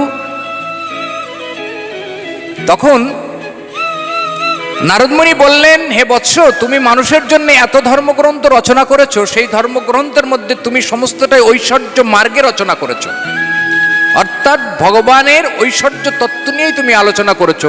তুমি কি কখনো ভগবান পুরুষোত্তমের মাধুর্য তত্ত্ব, তার যে গুড় লীলা, তার যে আধ্যাত্মিক তত্ত্ব, তার যে অনাস্বাদিত বিষয়, তার যে মাধুর্য প্রেম, একে তুমি কোথাও আলোচনা করেছো? করনি। তাই এসো, আমি তোমাকে সরস্বতী নদীর তীরে বসে আজ তোমাকে বাসুদেব মন্ত্রে দীক্ষিত করব। দীক্ষিত করবার পর আমি তোমাকে চতুশ্লোকী ভাগবত আমি তোমাকে প্রদান করব, যা আমি আমার গুরুদেবের কাছ থেকে পেয়েছি। এই যে ভাগবতের যে 18,000 শ্লোক সমন্বিত আমরা শ্রীমদ্ ভাগবত অধ্যয়ন করি, এই 18,000 শ্লোকের পূর্বে এই ভাগবত ছিল চতুশ্লোকী ভাগবত, অর্থাৎ 4টি শ্লোকের সমন্বয়ে। পুরুষোত্তম ভগবান শ্রীকৃষ্ণ তিনি ব্রহ্মাকে চতুশ্লোকী ভাগবত দান করেছিলেন। ব্রহ্মা দান করেছিলেন নারদমুনিকে, নারদমুনি ব্যাসদেবকে দান করেছিলেন। এই চতুশ্লোকী ভাগবত দান করবার পর ব্যাসদেবজি মহারাজ সরস্বতী নদীর তীরে বসে বাসুদেব মন্ত্রে দীক্ষিত হয়ে তিনি জপ করতে করতে মানস নেত্রে যে ভূতপূর্ব ভগবানের প্রারম্ভিক লীলা তিনি দর্শন করলেন। তিনি পরবর্তীকালে যা রচনা করলেন তাই শ্রীমদ্ ভাগবত পুরাণ। আধ্যাত্মিক চিন্তাশীল ব্যক্তিটা বলছে, সরস্বতী নদীটা কোথায় আর বেদব্যাসকে? মহাজনগণ বললেন, বেদব্যাস শব্দটাকে যদি ভাঙা যায় তাহলে বেদ যুক্ত ব্যাস। বেদ শব্দটা এসেছে বিদ শব্দ থেকে। বিদ শব্দের অর্থ হলো যিনি পরমাত্ম তত্ত্বকে জানেন, তিনি যথাযথভাবে ব্যাকরণের তথ্য অনুসারে তিনি বেদবিদ। আর ব্যাস শব্দের অর্থ হলো বিস্তার, যিনি অল্প জিনিসটাকে বিস্তার লাভ করেছেন, তিনি এক কথায় বেদব্যাস। তাহলে বেদব্যাসকে, যিনি পরমাত্ম তত্ত্বকে যিনি অনুধাবন করেছেন এবং পরমাত্ম তত্ত্বকে তিনি ক্ষীণ অবস্থা থেকে প্রকট রূপ দিয়েছেন, তিনি প্রকৃতপক্ষে বেদব্যাস। আর ব্যাসদেব শব্দের অর্থ কি? বেদব্যাসেরই আর এক নাম হলো ব্যাসদেব। ব্যাকরণ বলতে ব্যাস শব্দের অর্থ বিস্তার, আর দেব শব্দের অর্থ, দেব শব্দটা এসেছে দ্বীপ শব্দ থেকে, দ্বীপ শব্দের অর্থ হলো আকাশ। ব্যাকরণ বলতে আকাশ শব্দে সেই পরমাত্ম তত্ত্বকে বোঝানো হয়েছে। যিনি সেই পরমাত্ম তত্ত্বকে বিস্তার লাভ করেছেন, এক কথায় তিনি বেদব্যাস বা ব্যাসদেবজি মহারাজ। এই কৃষ্ণ দপ্পন বেদব্যাসজি মহারাজের জন্ম কেমন? তিনি কুমারী মায়ের সন্তান। আমরা মহাভারতের তথ্য অনুসারে জানতে পারি, মহামুনি বশিষ্ঠের পুত্র শক্তি, শক্তির পুত্র পরাশর, পরাশরের ঔরসে মৎস্যগন্ধা সত্যাবতীর গর্ভে কৃষ্ণদপ্পন বেদব্যাসজি মহারাজ জন্মগ্রহণ করেছিলেন। এই পরাশর ছিলেন একজন মুনি। বিস্তার নয়, খুব সংক্ষেপে আপনাদের সামনে উপস্থাপনা করবার চেষ্টা করব। আর মৎস্যগন্ধা না ছিলেন একজন রাজার কন্যা। তার গা দিয়ে সবসময় মৎস্য মাছের আষ্টে গন্ধ বের হতো। তাই আষ্টে গন্ধ দূরীভূত করবার জন্য তার পিতা কন্যাকে নির্দেশ দিলেন তৎকালীন সময়ে যে, হে কন্যা, তুমি নদীতে যাও, একটা নৌকা নাও, খেয়া পারাপার করো। খেয়া পারাপারের সময় তোমার তো বিবাহ হচ্ছে না, আমি দিতেও পারছি না। খেয়া পারাপারের সময় যদি তুমি কখনো কোনো মহাত্মার চরণ স্পর্শ করতে পারো, আর কখনো তুমি মহাত্মাকে যদি তুমি দর্শন করতে পারো, তার সংস্পর্শে গিয়ে তুমি তার সান্নিধ্য পেয়ে তোমার এই মৎস্য গন্ধটাকে যদি দূরীভূত করতে পারো এবং তার রূপের সৌন্দর্য যদি তুমি আনতে পারো, তাহলে তুমি একটা ভালো জায়গায় তুমি যেতে পারবে। পিতার আদেশ নিয়ে মৎস্যগন্ধা খেয়া পারাপারের জন্য নদীতে খেয়া নিয়ে বাহমান আছেন। কোন এক শুভ মুহূর্তে পরাশর মুনি খেয়া পারের উদ্দেশ্যে নৌকার উদ্দেশ্যে নদীর পাড়ে গিয়ে উপস্থিত হয়েছেন। মৎস্যগন্ধা করজোড়ে পরশর মুনির কাছে নিবেদন করেছেন যে আমার দেহের এই মৎস্য গন্ধটাকে তুমি কি নিবারণ করতে পারো প্রভু, আর আমাকে কি একটা সন্তান দান করতে পারো প্রভু। পরশর মুনি ওই মৎস্যগন্ধার ডাকে সাড়া দিয়ে মৎস্যগন্ধার মৎস্যগন্ধটাকে দূরীভূত করেছেন। আর ওই মৎস্যগন্ধার সাথে সমুদ্রের এক তীর থেকে খেওয়া পারাপারে নদীর মধ্যবর্তী স্থানে এক দ্বীপে গিয়ে মৎস্যগন্ধার সঙ্গে পরশর মুনির রমণ ঘটিয়েছেন। সেই রমণের ফলে যে সন্তান সৃষ্টি হয়েছে সেটাই হলো ব্যাসদেব, যিনি পরমাত্ম তত্ত্বকে বিস্তার লাভ করেছেন। মহাজনগণ এখানে কলম দিয়েছেন, আমরা সকলেই মৎস্যগন্ধা, আমাদের সকলের গায়েই কামনা, বাসনা, লোভ, মোহ, মদ, ঐশ্বর্য, সর্বোপরি কাম সহ মৎস্যগন্ধারূপ আমাদের এই দেহ দিয়ে আসছে গন্ধ বের হয়। যদি কখনো কোনো সদ্গুরু পরশর মুনির সংস্পর্শ এই দেহ তথা আত্মা পায়, তাহলে দেহের মধ্যে বেদব্যাস জন্ম নেয়। আর এই ব্যাসদেবজি যখন দেহের মধ্যে জন্ম নেয়, তখন ব্যাসদেবজি মহারাজ এই দেহের মধ্যে থেকে পরমাত্ম তত্ত্বকে বিশ্লেষণ করেন। এই পরমাত্ম তত্ত্বকে বিশ্লেষণ করেন বেদব্যাস। গীতার মধ্যে ভগবান অর্জুনকে বললেন যে এই পৃথিবীর মধ্যে যত শ্রেষ্ঠ শ্রেষ্ঠ জীব আছে সবগুলি আমি। ভগবান গীতার মধ্যে কোনো এক জায়গায় বলেছিলেন অহনাম বেদব্যাস অস্মি, আমি মুনিদের মধ্যে আমি বেদব্যাস। তা মুনিদের মধ্যে ভগবান যদি বেদব্যাস হয়, তাহলে বেদব্যাস শব্দে এক অর্থে আমরা আত্মাকে বুঝি। তাহলে দেহের মধ্যে সরস্বতী নদীর তীরে বসে নারদ মুনি কি করছেন? দান করছেন। কৃষ্ণ মন্ত্রে, বাসুদেব মন্ত্রে দীক্ষিত করলেন। সরস্বতী নদীর তীরে বসে জপ করতে বললেন। তা দেহের মধ্যে সরস্বতী নদীটা কোথায়? আমরা যে বায়ুটা শরীরের মধ্যে প্রবেশ করি এটাকে বলা হয় পুরক, আর যে বায়ুটা বাইরে বেরিয়ে আসে এটাকে বলা হয় রেচক। এই রেচক আর পুরক সুসংগঠিত হয় এই নাসিকা দিয়ে, অর্থাৎ দুই নাকের ছিদ্র দিয়ে শরীরের মধ্যে বাতাস প্রবেশ করে আর শরীরের মধ্য থেকে বাতাস বাইরে বেরিয়ে আসে। খেয়াল করে দেখবেন এই দুই নাসিকায় সমান্তরালভাবে কখনো বাতাস প্রবাহিত হয় না, কখনো ডান নাসিকায় প্রভাবিত হয়, কখনো বাম নাসিকায় প্রভাবিত হয়। মহাজনগণ বাম নাসিকার নাম দিয়েছেন চন্দ্রনাড়ী, আর ডান নাসিকার নাম দিয়েছেন সূর্যনাড়ী। এই বাম নাসিকার আর এক নাম দিয়েছেন গঙ্গা নদী, ডান নাসিকার আর এক নাম দিয়েছেন যমুনা নদী। তাহলে এই চন্দ্রনাড়ীতে যখন শরীরের মধ্যে বায়ু প্রভাবিত হয় তখন শরীর শান্ত, শরীরের মধ্যে শান্তশীল অবস্থা, শরীরের মধ্যে ক্ষমাশীল ভাব, শরীর আত্মা চিন্তাশীল পথে অগ্রসর হয়। আর বায়ু যখন ডান্নাসিকায় প্রভাবিত হয়, সূর্য নাড়িতে যখন বায়ু প্রভাবিত হয়, মহাজনগণ বলছেন সূর্যের আছে তেজ আর চন্দ্রের আছে স্নিগ্ধতা। সূর্য নাড়ি দিয়ে যখন বায়ু প্রভাবিত হয় তখন শরীরের মধ্যে কামের উদ্দীপনা বেড়ে যায়, শরীরের মধ্যে লোভের উদ্দীপনা বেড়ে যায়, শরীর অশান্ত হয়, মন অশান্ত হয়, মন চঞ্চলতা প্রাপ্ত হয়। মানুষের মন দেখবেন যখন চঞ্চলতা প্রাপ্ত হয়, মানুষ যখন কামনার বশীভূত হয়ে কামকে অবলম্বন করে, মানুষ যখন অসংলীন কার্যকলাপ করে, সেই মুহূর্তে মানুষের ডান্নাসিকায় বায়ু প্রভাবিত হয়। আর বামনাসিকায় যখন বায়ু প্রভাবিত হবে সেই মুহূর্তে দেখবেন মানুষ তার শান্তশীল অবস্থা, চিন্তাশীল অবস্থা, মানুষের ক্ষতি না করার অবস্থা, মানুষের উপকার করবার চিন্তা ভাবনা, এগুলি মানুষের মধ্যে প্রভাবিত হয়।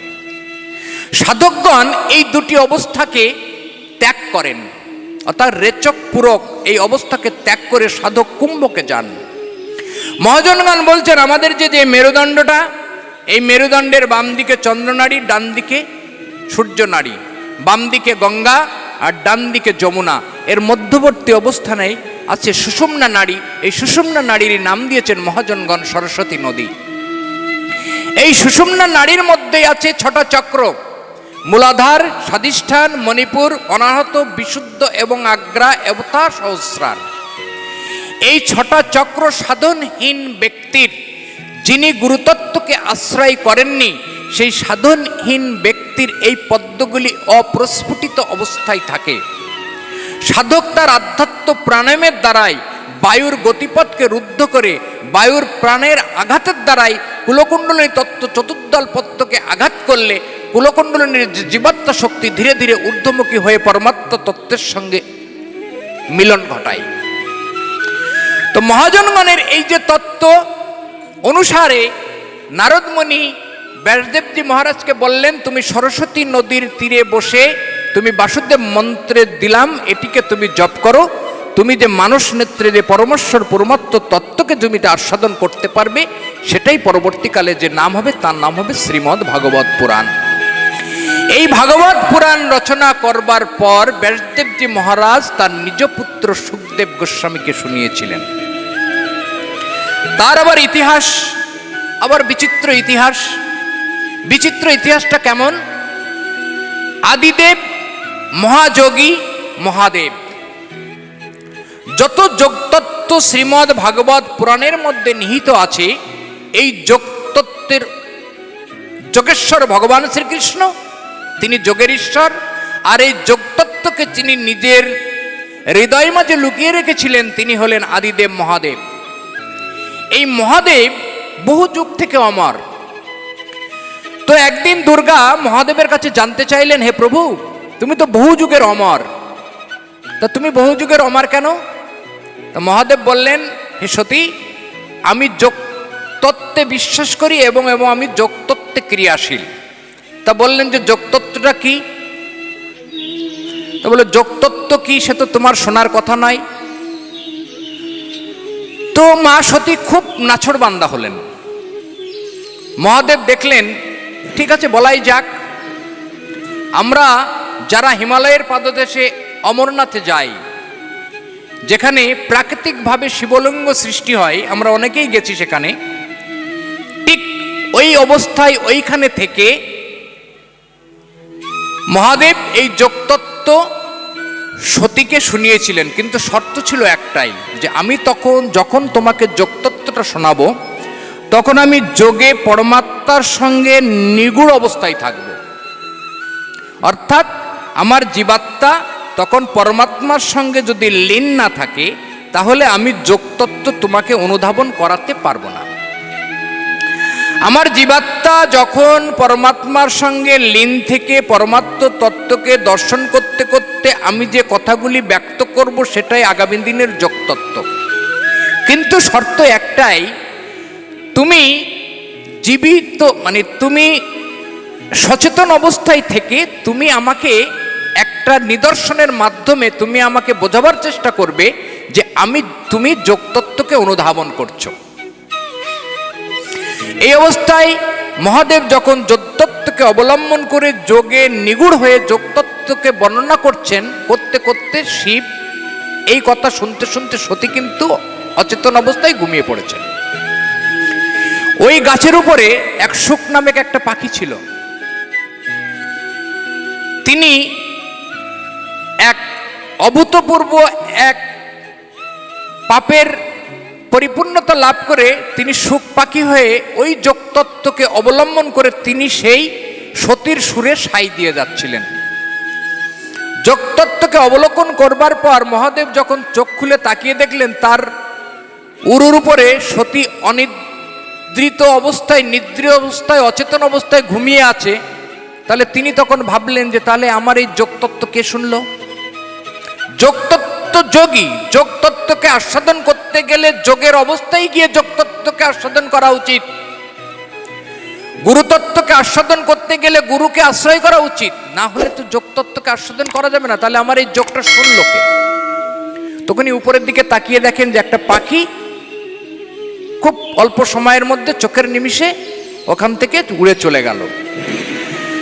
মহাদেব তখন আর কাল বিলম্ব করলেন না, তিনি ছুটতে থাকলেন ওই পাখির পিছনে। ছুটতে ছুটতে ছুটতে ছুটতে গিয়ে ব্যাসদেবজি মহারাজের গৃহে যখন গেলেন, দেখলেন ব্যাসদেবজি মহারাজের স্ত্রী যখন কাপড় নাড়ছিল, ঠিক তৎমুহূর্তে সেই একটা সত্য নিঃশ্বাসের সঙ্গে সেই ব্যাসদেবজি মহারাজের যিনি স্ত্রী তার গর্ভের মধ্যে প্রবেশ করলেন। ব্যাসদেবজি মহারাজ ব্রহ্মতত্ত্বকে আস্বাদন করে তিনি নিজ পুত্রে সুখদেব গোস্বামীকে শুনিয়েছিলেন।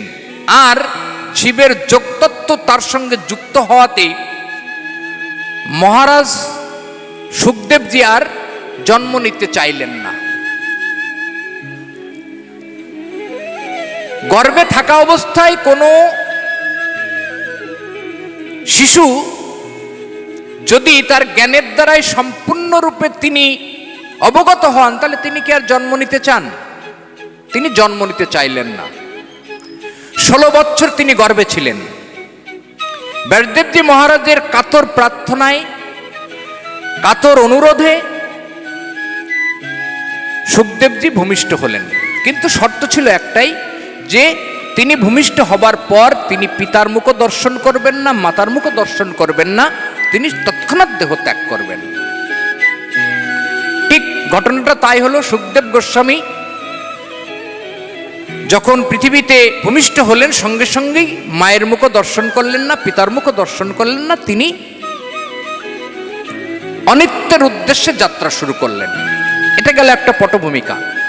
আরেকটা পটভূমিকা কি? মহাভারতের যুদ্ধের অন্তে পঞ্চপাণ্ডবরা স্বর্গে আরোহণ করেছেন। হস্তিনাপুরের সিংহাসনে অর্জুনের পুত্র অভিমন্যু, অভিমন্যুর পুত্র পরীক্ষিত হস্তিনাপুরের সিংহাসনে বসে রাজ্যভার পরিচালনা করছেন। ভগবান শ্রীকৃষ্ণ 125 বছরের লীলা স্বয়ং সম্পূর্ণ করবার পর পাণ্ডবরা যখন মহাপ্রস্থানে গমন করেছেন, তখন কুরুক্ষেত্র যুদ্ধে জয়ের পর হস্তিনাপুরের সিংহাসনে রাজা হয়েছেন অর্জুনের পৌত্র, অর্থাৎ নাতি। অর্জুনের পুত্র অভিমন্যু, অভিমন্যুর পুত্র পরীক্ষিত, তিনি হস্তিনাপুরের সিংহাসনে রাজা হয়েছেন। এই রাজা কর্মদোষে ব্রহ্মশাপ পেয়েছিলেন। কর্মদোষটা কি? এই রাজা ছিলেন ধর্মবৎসল রাজা, কিন্তু তিনি মৃগয়ার উদ্দেশ্যে বন থেকে বনান্তরে গমন করবার প্রাক্কালে তিনি নিজেকে তৃষ্ণার্ত অনুভব করলেন। অদূরে তিনি দেখলেন এক পর্ণ কুটির। তিনি ভাবলেন ওই পর্ণ কুটিরে গেলেই আমি আমার তৃষ্ণার্তটা নিবারণ করতে পারবো। তিনি পৌঁছলেন, গিয়ে দেখলেন পর্ণ কুটিরের সামনে সৌমিক নামক একটা মুনি ধ্যানরত অবস্থায় সেখানে অবস্থান করে আছেন। তো তিনি জল চাইলেন।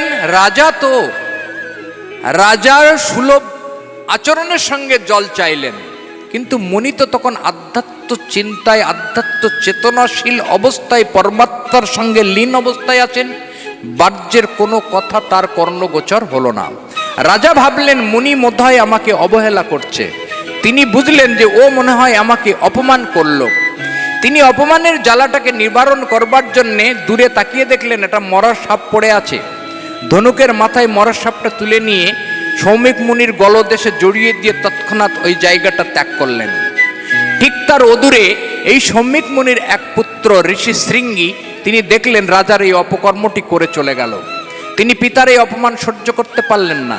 সঙ্গে সঙ্গেই তিনি অভিশাপ করলেন, সর্পদংশনের 7 দিন পর রাজার মৃত্যু অনিবার্য। জয় জয় নিতাই গৌর প্রেমানন্দে হরি বল। এই যে রাজার মৃত্যু অনিবার্য, এই রাজার মৃত্যু অনিবার্য যখনই তিনি অভিশাপ করলেন, সেই অভিসম্পদের তেজে পিতার ধ্যানভঙ্গ হয়ে গেল। ধ্যান পুত্র স্নেহে তার বৎসকে ডাকলেন, হে পুত্র কাছে এসো। তুমি কি করলে? ন্যায় বৎসল ধর্মপরায়ণ তুমি রাজাকে অভিশাপ করলে। 7 দিন পর রাজার মৃত্যু অনিবার্য, সে সকলেই জানে। তিনি সঙ্গে সঙ্গে কি করলেন? কালো বিলম্ব করলেন না। তার এক শিষ্য গৌরমুখকে দিয়ে এই কথাটা রাজার কর্ণে পাঠিয়ে দিলেন। রাজা শ্রবণের মাত্রই তার নিজ পুত্র জন্মেজয়ের হাতে রাজ্যভার তুলে দিয়ে তৎক্ষণাৎ রাজ্য পরিত্যাগ করলেন। তার উদ্দেশ্য কি? জীবনের এই 7টা দিন কিভাবে অমৃত তত্ত্ব আস্বাদনের মধ্যে দিয়ে যদি পরমাত্ম তত্ত্ব সম্পর্কে কিছু অন্তত ধারণা করা যায়, তাহলে আমার এই জীবাত্মাটা পরমাত্মার সঙ্গে লীন হয়ে আধ্যাত্ম গতি লাভ করতে পারে। তিনিও তৎক্ষণাৎ যাত্রা শুরু করলেন। তিনি উপস্থিত হলেন গঙ্গা তীরে গিয়ে, যেখানে মুনিগণ, ঋষিগণ, গন্ধর্বগণ, দেবতাগণ আগে থেকে উপস্থিত হয়ে বসে আছেন। কিভাবে রাজার এই অভিশাপ খণ্ডন করা যায়। রাজা গিয়ে উপস্থিত হলেন। এদিকে ঋষি সুখদেব ভাগবত জ্ঞানে পরিপূর্ণ হয়ে ভাগবত তত্ত্বকে কোথায় রাখবেন এই উদ্দেশ্য নিয়েও যাত্রা শুরু করেছেন। কেননা ঋষি সুখদেবের তো কোথাও স্থিতি হওয়ার কথা নয়, তিনি তো দিগ্গজ পুরুষ, তিনি যোগী পুরুষ, তিনি আধ্যাত্ম জ্ঞানে স্বয়ং সম্পূর্ণ। তিনি খুঁজছেন যে পিতার দ্বারা অনাস্বাদিত যে ভাগবত তত্ত্বকে আমি কার কাছে রেখে যাব। এদিকে মহারাজা পরীক্ষিত ছুটে চলেছেন গঙ্গা তীরে। গঙ্গা তীরে গিয়ে উপস্থিত হয়েছেন, যেখানে মুনিগণ, মহর্ষিগণ, দেবতাগণ, গন্ধর্বগণ আগে থেকেই খবর পাওয়া মাত্রই সেখানে গিয়ে উপস্থিত হয়েছেন। একটাই উদ্দেশ্য, রাজার অভিশাপ কিভাবে খণ্ডন হয়। আর রাজা ভাবছেন আমার অভিশাপ খণ্ডনের দরকার নেই, এই 7টা দিন কিভাবে ভাগবত কথামৃত আস্বাদনের উদ্দেশ্যে আমি পরমাত্ম তত্ত্বের সঙ্গে লীন হতে পারি। ভাদ্র মাসের শুক্লা নবমী থেকে পূর্ণিমা পর্যন্ত মহারাজা পরীক্ষিত ভাগবত কথা আস্বাদন করেছিলেন, শুনিয়েছিলেন ঋষি সুখদেব। ভাগবত কথামৃত আস্বাদনের পটভূমিকাটা কেমন হলো? মহারাজা পরীক্ষিত গিয়ে উপস্থিত হয়ে আছেন, ঋষি সুখদেব উলঙ্গ অবস্থায় সেখানে গিয়ে হাজির হয়েছেন। মহারাজা পরীক্ষিত তিনি বুঝলেন যে এই হচ্ছে আমার চির আকাঙ্ক্ষিত সেই ব্যক্তি যিনি আমার প্রশ্নের উত্তর দেবেন। মহারাজা ছুটে গিয়ে ঋষি সুখদেবের পাদবন্দনা করলেন।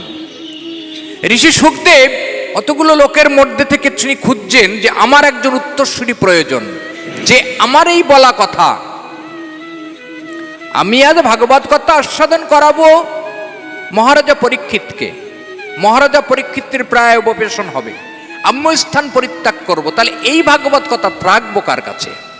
তো তিনি ভিড়ের মধ্যে খুঁজছেন, দেখছেন আমার এই ভাগবত কথা কে রাখতে পারবে। তখন তিনি দেখলেন রমহর্ষণ মুনির পুত্র ঋষি উগ্রশ্রবা মুনি খুব অদূরে পিছনে বসে আছেন। তিনি উগ্রশ্রবা মুনিকে ডাকলেন, বৎস সামনে এসো। বলল, বসো, তুমি আমার পাশে বসো। রমহর্ষণ মুনির পুত্র ঋষি উগ্রশ্রবাকে পাশে বসালেন।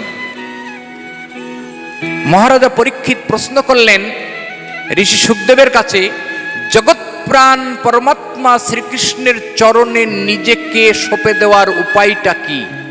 আর মৃত্যু পথযাত্রী ব্যক্তি কোন কিছুর মধ্যে দিয়ে গেলে পরমাত্ম তত্ত্বকে আস্বাদন করতে পারে? ভাগবতের এই প্রশ্নের উত্তরেই শ্রীমদ্ ভাগবত। আর গীতার মধ্যে ভগবান শ্রীকৃষ্ণের কাছে অর্জুনও একই কথা জানতে চাইছিলেন। তখন পরীক্ষিত মহারাজ বললেন, বৎস বসো, বসো, এই একই প্রশ্ন তোমার দাদু অর্থাৎ তোমার পিতামহের পিতা প্রপিতামহ একই প্রশ্ন গীতার মধ্যে ভগবানের কাছে অর্জুনের কাছে জানতে চেয়েছিলেন। মৃত্যু পথযাত্রী ব্যক্তির কর্তব্য কি? 8ম অধ্যায়ে অক্ষর ব্রহ্মযোগের 7ম নম্বর প্রশ্ন, মৃত্যু পথযাত্রী ব্যক্তির করণীয়টা কি? এই একই প্রশ্ন শ্রী শ্রী চৈতন্য চরিতামৃতে কৃষ্ণদাস কবিরাজ গোস্বামী পাদের কলমে চৈতন্য চরিতামৃতের মধ্যে অন্তলীলায় একাদশ পরিষদে হরিদাস ঠাকুর চৈতন্য মহাপ্রভুর কাছেও ন্যস্ত করেছিলেন। এক বাঞ্ছা হয় মোর বহুদিন হতে, লীলা সংবারি বা লয় মোর চিত্তে, সেই লীলা কবু মোরে নাহি দেখাবা, আপনার আগে মোর শরীরকে পাড়িবা, হৃদয়ে ধরিব তোমার কমলচরণ, নয়ন দর্শিব তোমার শ্রীমুখ বদন, জিহ্বায় উচ্চারিব শ্রী চৈতন্য নাম, এমনি ভাবে উৎক্রমিত হইবে মোর প্রাণ। জয় জয় নিতাই গৌর প্রেমানন্দে হরিব।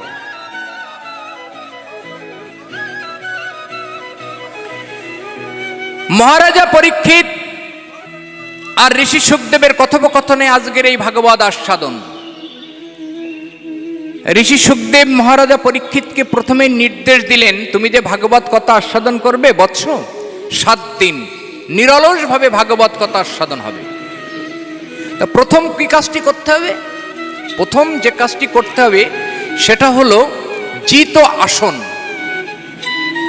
দ্বিতীয় যে কাজটি করতে হবে জিত শ্বাস। তৃতীয় যে কাজটি করতে হবে জিত সঙ্গ।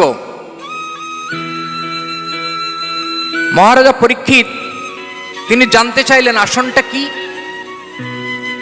তো বললেন, তুমি যে ভাগবত কথা আস্বাদন করবে 7 দিন ব্যাপী, ঘুরে বেড়িয়ে চলে বেড়িয়ে হেঁটে নিশ্চয়ই ভাগবত কথা আস্বাদন হবে না।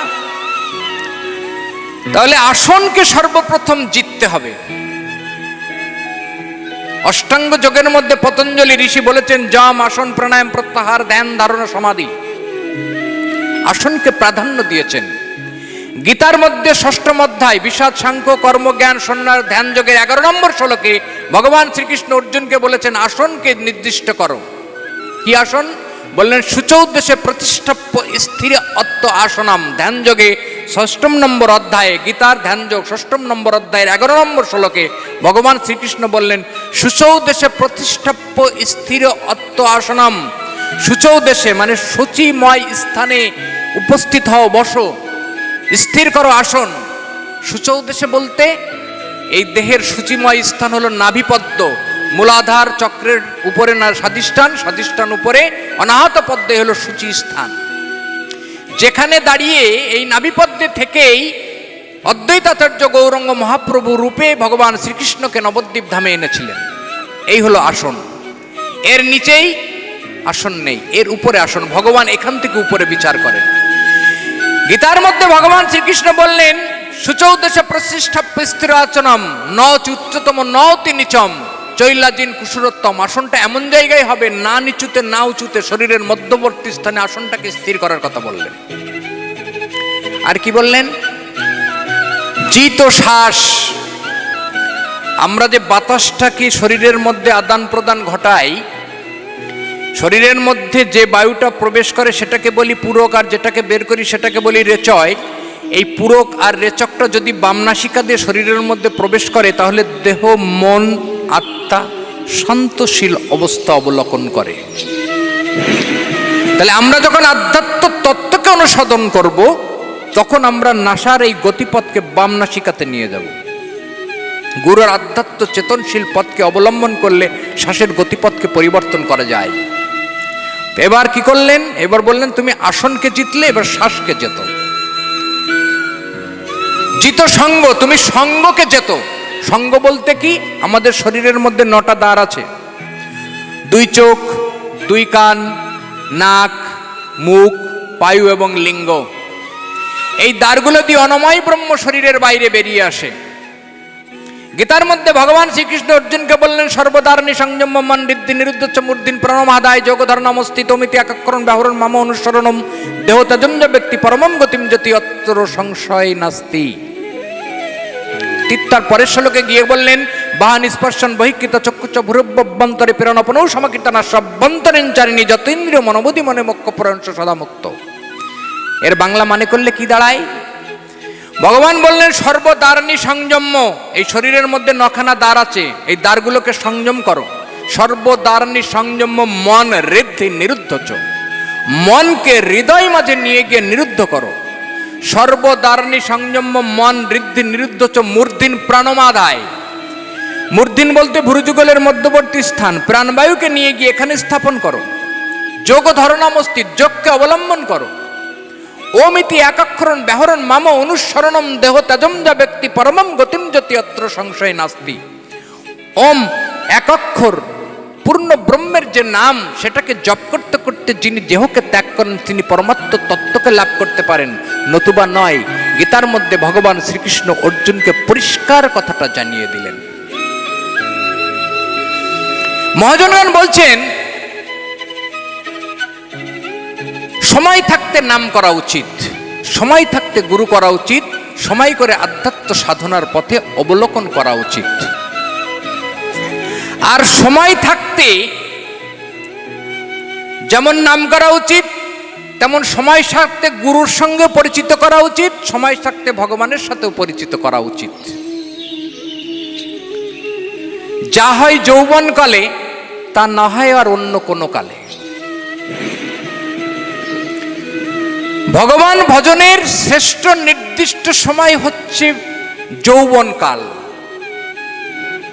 যে কালে শরীরের মধ্যে সেই সত্তা শরীরের মধ্যে দিব্যমান হয়। শরীরের মধ্যে সেই সত্তা যদি দিব্যমান অবস্থায় সেই বস্তুকে শরীরের মধ্যে রক্ষা করা যায়, তাহলে পরমাত্ম তত্ত্বের সঙ্গে আদান প্রদান ঘটে।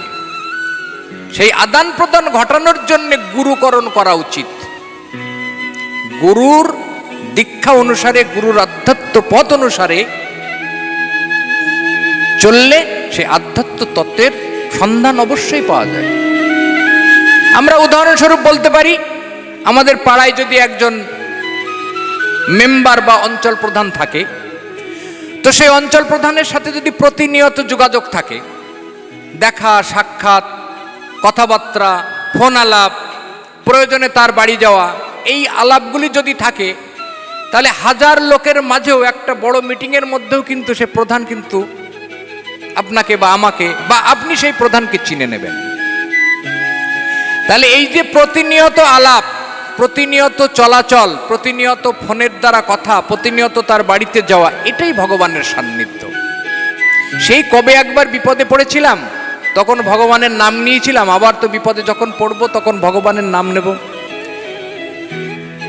তাহলে কি হয়, ভগবানের আনুগত্য লাভ করা যায়? যায় না। কিন্তু ভগবানের সঙ্গে যদি প্রতিনিয়ত যদি সম্পর্ক থাকে, তাহলে ভগবান কিন্তু সেই ভক্তের ডাকও শোনে, সেই ভক্তের আপদে বিপদে সুবিধে ইয়ে করে। এবার কি মহাজনগণ বললেন, গুরুর আধ্যাত্ম পথে, গুরুর আধ্যাত্ম সাধনশীল ব্যক্তিতে, গুরুর আধ্যাত্ম চিন্তাশীল অবস্থায় শিষ্য তার সেই পথকে অবলোকন করে। এখন দু ধরনের গুরু আমরা এই বিশ্ব চরাচরে আমরা আস্বাদন করি। একটা ছোট্ট উদাহরণ দিই এই মুহূর্তে। গুরু কেমন হওয়া উচিত, একটা ভাগবতী উপাখ্যানের মাধ্যমে আমরা আস্বাদন করবার চেষ্টা করব। একজন গুরুদেব, তিনি তার একজন শিষ্যকে আত্মজ্ঞানে স্বয়ং সম্পূর্ণতা লাভ করিয়েছেন। করানোর পর যখন অন্তিম পর্যায়ের শিক্ষাদানের প্রাক মুহূর্তে গুরুদেব ভাবলেন যে শিষ্যর কোনো সংস্কার থাকলো না তো।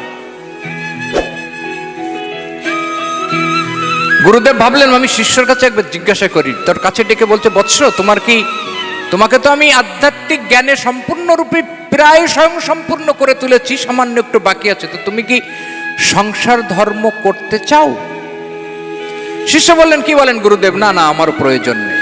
তো বলে, ভেবে চিনতে দেখো, সংস্কার যদি তোমার মনের মধ্যে থাকে তাহলে তুমি সংসারে যাও।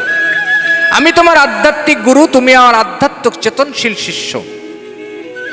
তাহলে তোমাকে আমি সংসারের কর্মটা করিয়ে দিই, ওই সংস্কার থেকে মুক্ত হয়ে যদি তুমি ফিরে আসতে পারো তাহলে তুমি খাঁটি সোনায় পরিণত হবে। এই কথা ভাববার প্রারম্ভে এবং শেষে গুরুদেব একটা সুন্দরী মেয়ে দেখে শিষ্যর বিবাহ দিয়ে সংসারের মধ্যে ঢুকিয়ে দিলেন। সংসারটাকে বসিয়ে দিয়ে গুরুদেব বললেন, হে বৎস, আজ থেকে 1 বৎসর কাল বাদে আমি তোমাকে নিতে আসব। এই 1 বৎসর কালের মধ্যে তুমি চুটিয়ে সংসার ধর্ম করো, করবার পর তুমি গুছিয়ে থেকো, আমি ঠিক আগামী বছর এই দিন তোমাকে আমি নিতে আসব। শিষ্য বললেন, যথাজ্ঞা গুরুদেব। তো গুরুদেব তো পরিব্রাজয়, তিনি এখানে ওখানে ঘোরেন। ঘুরতে ঘুরতে তিনি ঠিক 1 বছর সময়কালে তিনি শিষ্যের গৃহে এসে উপনীত হয়েছেন। বললেন শিষ্যকে বললেন, বৎস, 1 বছর পর আমি এসেছি, চলো এবার আমার সাথে।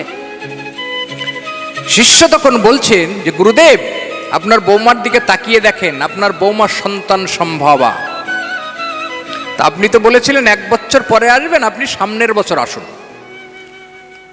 তার মধ্যে আপনার বৌমা সেহেতু বর্তমানে সন্তান সম্ভবা, আগামী দিনে সে সন্তান ভূমিষ্ঠ করবে, আমি সন্তানকে তার কোলে দিয়ে আপনার সঙ্গে অবশ্যই চলে যাব। গুরুদেব চলে গেলেন। 1 বছর পরে এসে দেখেন সন্তান তো একটা আছে, আবার তার স্ত্রী সন্তান সম্ভবা। গুরুদেব বললেন, বৎস, তুই কি করলে? তুমি যে বললে যে 1 বছর পরে আর গুরুদেব বলবেন না, আমার শ্বশুর মশাই, আমার শাশুড়ির অনুরোধে আর একটা বাচ্চা আপনার বৌমা সন্তান সম্ভবা। তা গুরুদেব, এক কাজ করুন, আপনি 2 বছর পরে আসেন। এই 2 বছর পরে আর ভুল হবে না, আমি আপনার সঙ্গে তখন চলে যাব, আমার তো সংসারের কাজ প্রায় শেষ। তো গুরুদেব বললেন ঠিক আছে বাবা।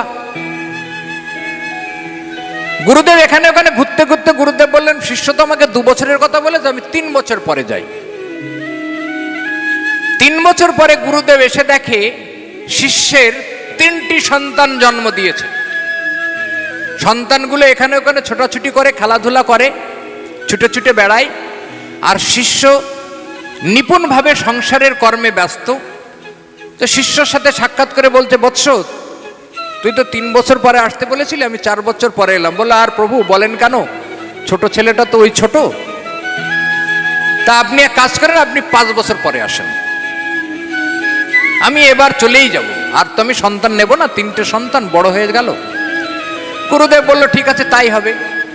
গুরুদেব এখানে ওখানে ঘুরছেন, গুরুদেব 5 বছর 7 বছর, গুরুদেব ভাবছে আমি একটু দেরি করেই যাই। গুরুদেব 10 বছর পরে শিষ্যের গৃহে গিয়ে উপনীত হয়েছেন, যে উনি শিষ্যকে খুঁজছেন। তো উনি আর শিষ্যকে খুঁজে পাচ্ছেন না, দেখছেন শিষ্যর ছেলেরা বিয়ে থাওয়া করেছে, তাদের আবার নাতি হয়েছে, বাড়ি ভয় লোক, কিন্তু শিষ্য আর নেই। তো যেহেতু বাচ্চাগুলো গুরুদেবকে চেনে, সেই কারণের জন্যই গুরুদেবকে আদর আপ্যায়ন করে গুরুদেবকে বসতে দিয়েছে। তা গুরুদেব জিজ্ঞাসা করছে, হ্যাঁ রে খোকা তোর বাবা? তা বলে গুরুদেব বলবেন না, বাবা গত বছর মারা গিয়েছে। তা বললো সে কি রে, মারা গেল? তা গুরুদেব বলল ভাবছি তো ঠিক আছে। তো ধ্যাননেত্রে দেখে গুরুদেব যে ওই বাড়িতেই গত বছর মারা যাওয়ার পরেই সে আবার গরুর ঘরে গরুর বাচ্চা নিয়ে জন্ম নিয়েছে। তো গুরুদেব বলছে যে তা কি করা যায়, তাহলে তো শিষ্য যখন গরুর বাচ্চা নিয়ে জন্ম নিয়েছে, তাহলে গোয়াল থেকে একটু ঘুরেই যাই। তা তত্ত্বজ্ঞানী শিষ্য তো, তা গোড়ালের মধ্যে যখন গিয়েছে, গরুর বাচ্চাটাও গুরুদেবের পায়ের কাছে এসে পড়েছে। তা বলছে যে হ্যাঁ রে কি করলি তুই, তোকে 1 বছরের জন্য সংসারে পাঠালাম, তুই সংসারে এসে বিয়ে থাওয়া করলি, ছেলে মেয়ে জন্ম দিলি, ছেলে মেয়ের সংসার হলো, তুই মানব জাতি পরিত্যাগ করে তুই গরুকুলে জন্ম নিলি। তো এখন তো তোকে তো নিয়ে যাওয়ার সম্ভব নয়, তুই তো কোলের বাছুর, এখন যদি আমি নিয়ে যাই তাহলে তোর ছেলেরা তোর বৌমারা আমাকে পিটাবে, তাহলে থাক। তখন বলছে যে তাহলে কি হবে গুরুদেব? তা বললো তুই থাক, আমি আবার 2-1 বছর তোর দুধ টুধ ছাড়িয়ে যাক, আমি 2-1 বছর পরে আবার আসবো। যাই হোক গুরুদেব চলে গেল। গুরুদেব এখানে ওখানে ঘুরে বেড়ায়। দীর্ঘ 4-5 বছর পর গুরুদেবের শিষ্যের কথা মনে পড়েছে। গুরুদেব আবার এসেছে, এসে গোয়ালে গিয়ে সেই গরুকে খুঁজছে, দেখে সে গরু আর নেই। তখন একটা ছেলেকে ডেকেছে, বলে হ্যাঁ রে খোকা তোদের গরুতে একটা বাচ্চা দিয়েছিল 4-5 বছর আগে, গরুর সে বাচ্চাটা কি হলো? তা বলে আর গুরুদেব বলবেন না, সে তো অনেকদিন আগে সাপে কেটেছিল, সাপে কেটে মারা গিয়েছে।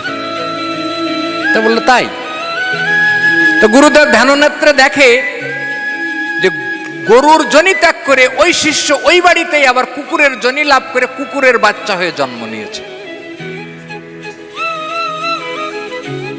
আধ্যাত্মিক চেতনশীল শিষ্য গুরুদেবকে দেখেই চিনতে পেরেছে। কুকুরটা গিয়ে গুরুদেবের পায়ের কাছে লেজ নাড়াচ্ছে। গুরুদেব জিজ্ঞাসা করছে, হ্যাঁ রে তুই করলি কি? তোকে 1 বছরের জন্য পাঠালাম, তুই সংসার করলি, মনুষ্য জনি তোর ত্যাগ হলো, গরুর জনিতে গেলি, সেখানেও ত্যাগ করে আবার কুকুর জনিতে, এখনো কি তুই কি যাবি আমার সাথে? তো কুকুর তখন বলছে যে বাবা আমি তো যেতাম, কিন্তু আমার ওই বড় ছেলের একটা ছোট বাচ্চা ছেলে আছে, ও দৌড়ে দৌড়ে ওই পাশে পুকুর আছে জলাশয়, ওখানে দৌড়ে দৌড়ে যায়। তা ও যখন দৌড়ে দৌড়ে জলাশয়ের কাছে যায়, আমার বৌমা আমার ছেলে তখন মাঠে থাকে, তা আমি তখন ওকে তাড়িয়ে আবার বাড়ি নিয়ে আসি। এখন আমি যদি আপনার সাথে চলে যাই তাহলে ওই নাতিটা আমার মারা যাবে, তা আপনি আমাকে আর একটা সুযোগ দেন, এই নাতিটা বড় হয়ে গেলেই আমি আপনার সাথে চলে যাব। তা গুরুদেব সহজ সরল সাদাসিধে গুরুদেব বলতে ঠিক আছে তাই হোক, আসবো আবার আমি তোর জন্যে। গুরুদেব আবার এখানে ঘুরতে ঘুরতে বছর 2-3 পরে আবার এসেছে। এসে দেখছে কুকুরও আর নেই। তা খোকাকে দেখে জিজ্ঞেস করছে, হ্যাঁ রে খোকা তোদের বাড়িতে যে কুকুরটা ছিল? তা বললো গুরুদেব আর বলবেন না, কুকুরটা গত বছর মারা গেল, আমরা কুকুরকে ওই, তা বলে কুকুর কি করলি? তা বলে বাগানে ফেলে দিয়ে এসেছি। গুরুদেব ধ্যাননেত্রে দেখে কুকুর এখন সাপ হয়ে জন্ম নিয়েছে। তা গুরুদেব বলছে তাহলে আর কি, তাহলে আমি চলেই যাই। এখন যখন যাই বাড়ির পাশ দিয়ে, তখন যেয়ে দেখে একটা সাপ আধামারা অবস্থায় পথের কোলে পড়ে আছে।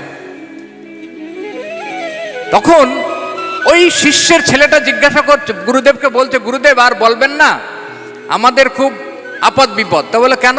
বলে বাবা মারা গেল, একটা গরু ছিল সাপে কাটলো, একটা কুকুর ছিল সেও মারা গেল, গতকাল আমার ছেলের বিছানার মধ্যে একটা সাপ ঢুকেছিল, আমরা সেই সাপটাকে মেরে ওই দেখেন ওইখানে ফেলে রেখেছি আধামারা অবস্থায়, আমরা মারিনি, ওকে আবার মারবো বিকালবেলা।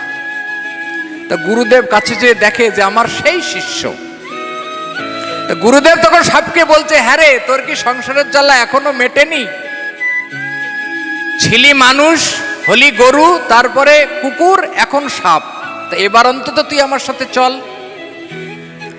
তখন সাপ তো আধ্যাত্মিক চেতনশীল শিষ্য ছিল, তখন গুরুদেব সেই সাপটাকে কোলে করে নিয়ে চলেছেন আবার তাকে নতুন করে মানুষ করবার উদ্দেশ্যে। তো গুরুদেবকে এমন হওয়া উচিত। আবার মধ্যাত্মিক জ্ঞানীগণ এখানে একটা উপমা দিলেন, বলে গুরু এমন হওয়া উচিত নয়। কোন গুরু? তা গুরু তো এমন হওয়া উচিত নয়, শিষ্যকে কেমন হওয়া উচিত? আরেকটা উপাখ্যানের মধ্যে দিয়ে আমরা আস্বাদন করি। এক গুরুদেব, তিনি এক শিষ্যর বাড়িতে গেছেন, দূর দূরান্তরে একটা গরিব শিষ্য আছে, সেই শিষ্যর বাড়িতে তিনি, প্রখর রোদ, সেই রৌদ্রের মধ্যে সেই শিষ্যর বাড়িতে গিয়ে উপস্থিত হয়েছে। শিষ্যর বাড়িতে গিয়ে উপস্থিত হলে গুরুদেব আর গুরুদেবকে দেখে শিষ্য আর শিষ্যের স্ত্রী দুজনেই ছুটে এসেছেন। এসে বলছেন, গুরুদেব, বৈশাখের রোদ্দুরে আপনার মুখ তো বাদরের পাছার মতন হয়ে গেছে। তা গুরুদেব বলতে, হ্যাঁ রে নবীন, তুই তো আমার শিষ্য, তা তুই গুরুদেবকে বলিস কি? গুরুদেবের মুখের সাথে তুই বাদরের পাছার তুলনা করছিস?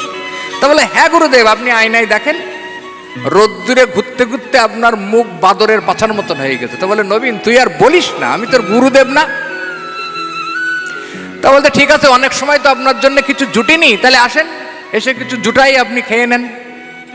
তা পায়ে তো জুতো টুতো কিছু দেখছি না, তা চলেন পাটা ধুয়ে নেবেন। তা গুরুদেব জিজ্ঞাসা করছে যে তা তোর কি জুতো আছে, নতুন জুতো টুতো? তা বলে, হ্যাঁ আছে। তা শিষ্য জুতো এনে গুরুদেবের নাকের কাছে ধরেছে, দেখেন এই দেখেন গুরুদেব, নতুন জুতো। তা বলছে, নবীন তুই ওই জুতো আমার নাকের কাছে ধরছিস, আমি তোর গুরুদেব না?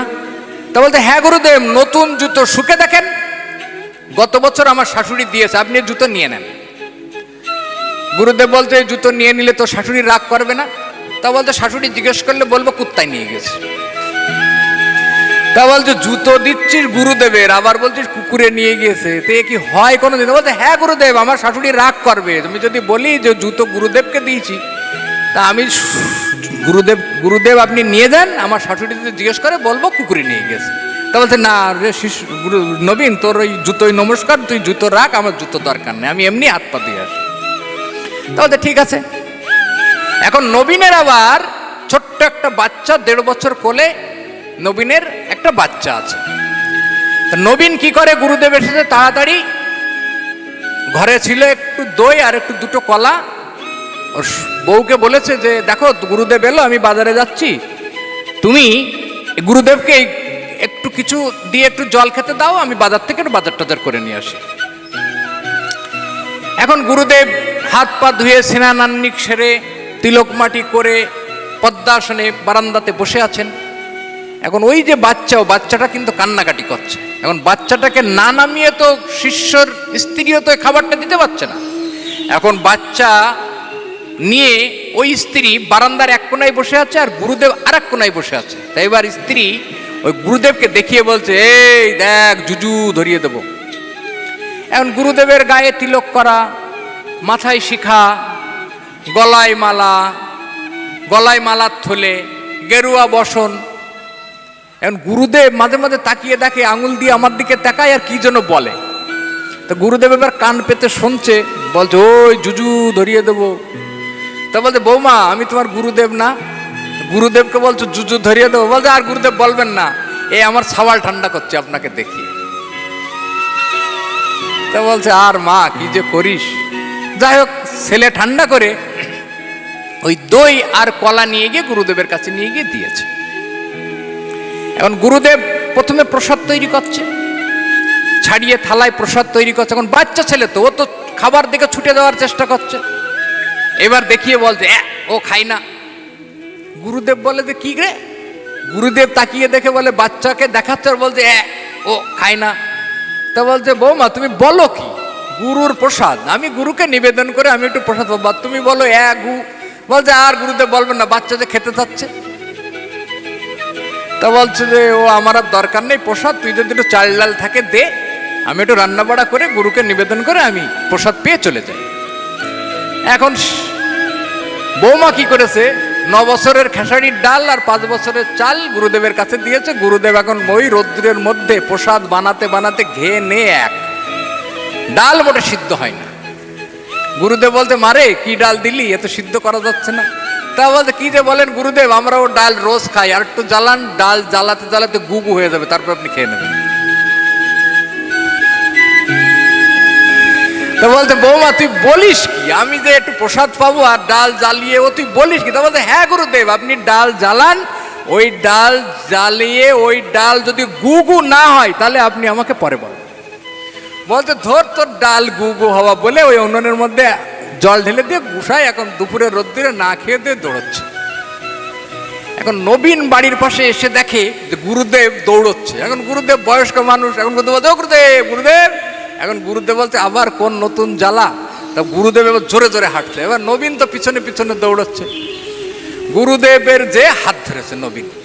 এখন গুরুদেব বয়স্ক মানুষ, ওর সাথে পারবে কেন? তা বলতে গুরুদেব চলেন। তা বলতে না রে বাবা, আমি তোর বাড়ি আর যাবো না, তোর বউ এই করেছে। বলতে গুরুদেব আমার বাড়ি চলেন, আমি আমার বউরে আগে মারবো, মেরে হাগাবো, তারপরে আপনার খাও। তা বলতে সে নাই হলো নবীন, তুই বলিস কি? সে বউ মাজা বলে, বলে হ্যাঁ গুরুদেব, আপনার বউরে মারবো, মেরে হাগাবো, তারপর আপনার খাও। তা শিষ্যর অবস্থানও যদি এমন হয় তাহলে আধ্যাত্ম তত্ত্বকে অনুধাবন করা একটু কষ্টসাধ্য হয়ে চলে। তো চলুন, মহারাজা পরীক্ষিত ভাগবত কথামৃত আস্বাদন করছেন আর ভাগবত কথামৃত শোনাচ্ছেন ঋষি সুখদেব। 7 দিনের ভাগবত কথা শ্রবণ প্রত্যেকটা মানুষের সাধনশীল ব্যক্তির 7 দিনের মাধ্যমে তার আধ্যাত্ম পথ স্বয়ং সম্পূর্ণ হয়। এই দেহের মধ্যে আছে 6টা চক্র। জীবাত্মা তত্ত্ব মূলাধার চক্রে কুলকুণ্ডলিনী তত্ত্বের মধ্যে আবদ্ধ অবস্থায় আছে। যে তত্ত্বকে উন্মোচন না করলে কৃষ্ণ তত্ত্বকে অনুধাবন করা যায় না। প্রমাণস্বরূপ আমরা ভাগবতের মধ্যে রাধারানীর কাত্যায়নী ব্রত তার উদাহরণ হিসাবে আমরা দেখতে পারি। ব্রজধামে ভগবান শ্রীকৃষ্ণ 12 বছর যে লীলা করেছিলেন বৃন্দাবনে, সেই বৃন্দাবনের লীলায় ঠিক প্রথমত পুতনাবধ থেকে ভগবান শ্রীকৃষ্ণের লীলা শুরু হয়। আর রাসলীলা হচ্ছে পুরুষোত্তম ভগবানের শ্রেষ্ঠ লীলা। এই রাসে প্রবেশের পূর্বে ভগবান শ্রীকৃষ্ণ যে লীলাটি অনুধাবন করেছিলেন সেটা হলো ব্রজধামের কাত্যায়নী ব্রত। এই কাত্যায়নী ব্রত ব্রজধামের শক্তিপীঠ। আজও যারা বৃন্দাবনে গেছেন তারা দেখবেন ব্রজধামে এই শক্তিপীঠ বিদ্যমান আছে। এছাড়াও ব্রজধামে যারা গেছেন তারা দেখবেন স্বয়ম্ভু লিঙ্গ আছে, 7খানা স্বয়ম্ভু লিঙ্গ। যা স্বয়ম্ভু কথার অর্থ হলো ভগবান নিজে নিজে প্রকট হয়েছেন। পুরুষোত্তম ধাম বৃন্দাবনে ভগবান শ্রীকৃষ্ণ 7 জায়গায় প্রকট হয়েছেন, যেখানে কখনো বিগ্রহ নিজে নিজেই আবির্ভূত হয়েছেন। তার মধ্যে অন্যতম বাকে বিহারী, রাধা বল্লভ, রাধা রমন। এর বিচিত্র বিচিত্র আলাদা আলাদা ইতিহাস আছে, যে ইতিহাস শুনলে গায়ের লোম পর্যন্ত খাড়া হয়ে ওঠে। তো যাই হোক, সেটা আমাদের বিচার্য বিষয় নেই। বিচার্য বিষয় হচ্ছে কাত্যায়নী ব্রত। রাসলীলা ব্রজধামে ভগবান শ্রীকৃষ্ণের শ্রেষ্ঠ লীলা রাস। এই দেহের মধ্যে রাসলীলা যে সুসংগঠিত হয় তখন সাধ্য সাধক, সাধন সাধ, ভক্ত ভগবান সব একাকার হয়ে যায়। এই রাসলীলার প্রাক মুহূর্তে কুলকুণ্ডলিনী তত্ত্বকে জাগ্রত করবার জন্য রাধারানী কাত্যায়নী ব্রত করেছিলেন। যোগমায়ার কাছে নিবেদন করেছিলেন রাধারানী সহ অষ্টসখীগণ, ললিতা সখীগা অষ্টসখীগণ নিবেদন করেছিলেন, হে সখী, আমরা কৃষ্ণকে পতিরূপে পেতে চাই। তার জন্য করণীয়, ভগবান কে প্রতিরূপে পাওয়ার জন্য কাত্যায়নী দেবী তখন আবির্ভূত হয়ে বলেছিলেন, তোমরা কাত্যায়নী পুজো করো। যোগমায়া দেবী নির্দেশ করেছিলেন তোমরা কাত্যায়নী ব্রত করো। কাত্যায়নী ব্রত করবার পর ভগবান যখন আবির্ভূত হবেন তোমরা তাকে প্রতিরূপে আহ্বান করবে, তারপর তোমরা রাসলীলায় প্রবেশ করবে। এই শরীরের মধ্যে সাধন পথে প্রবেশ করতে গেলে আগের শরীরের মধ্যে যে শক্তিপীঠ আছে, কুলকুণ্ডলিনী তত্ত্ব, মূলাধার চক্র, গুহ্য আর লিঙ্গের মাঝখানে, গুহ্য দেশ আর লিঙ্গ দেশ, এর মাঝখানে আছে মূলাধার চক্র, কুলকুণ্ডলিনী তত্ত্ব। এখানে এই কুলকুণ্ডলিনী তত্ত্বে সাপ যেমন শীতকালে মুখ আর পুচ্ছ এক করে দিয়ে ঘুমিয়ে থাকে, সাধনহীন দেহে জীবাত্মাও কুলকুণ্ডলিনী তত্ত্বে কুলচক্রের মধ্যে মুখ্য পুচ্ছ এক করে মুখটাকে বন্ধ করে রাখে।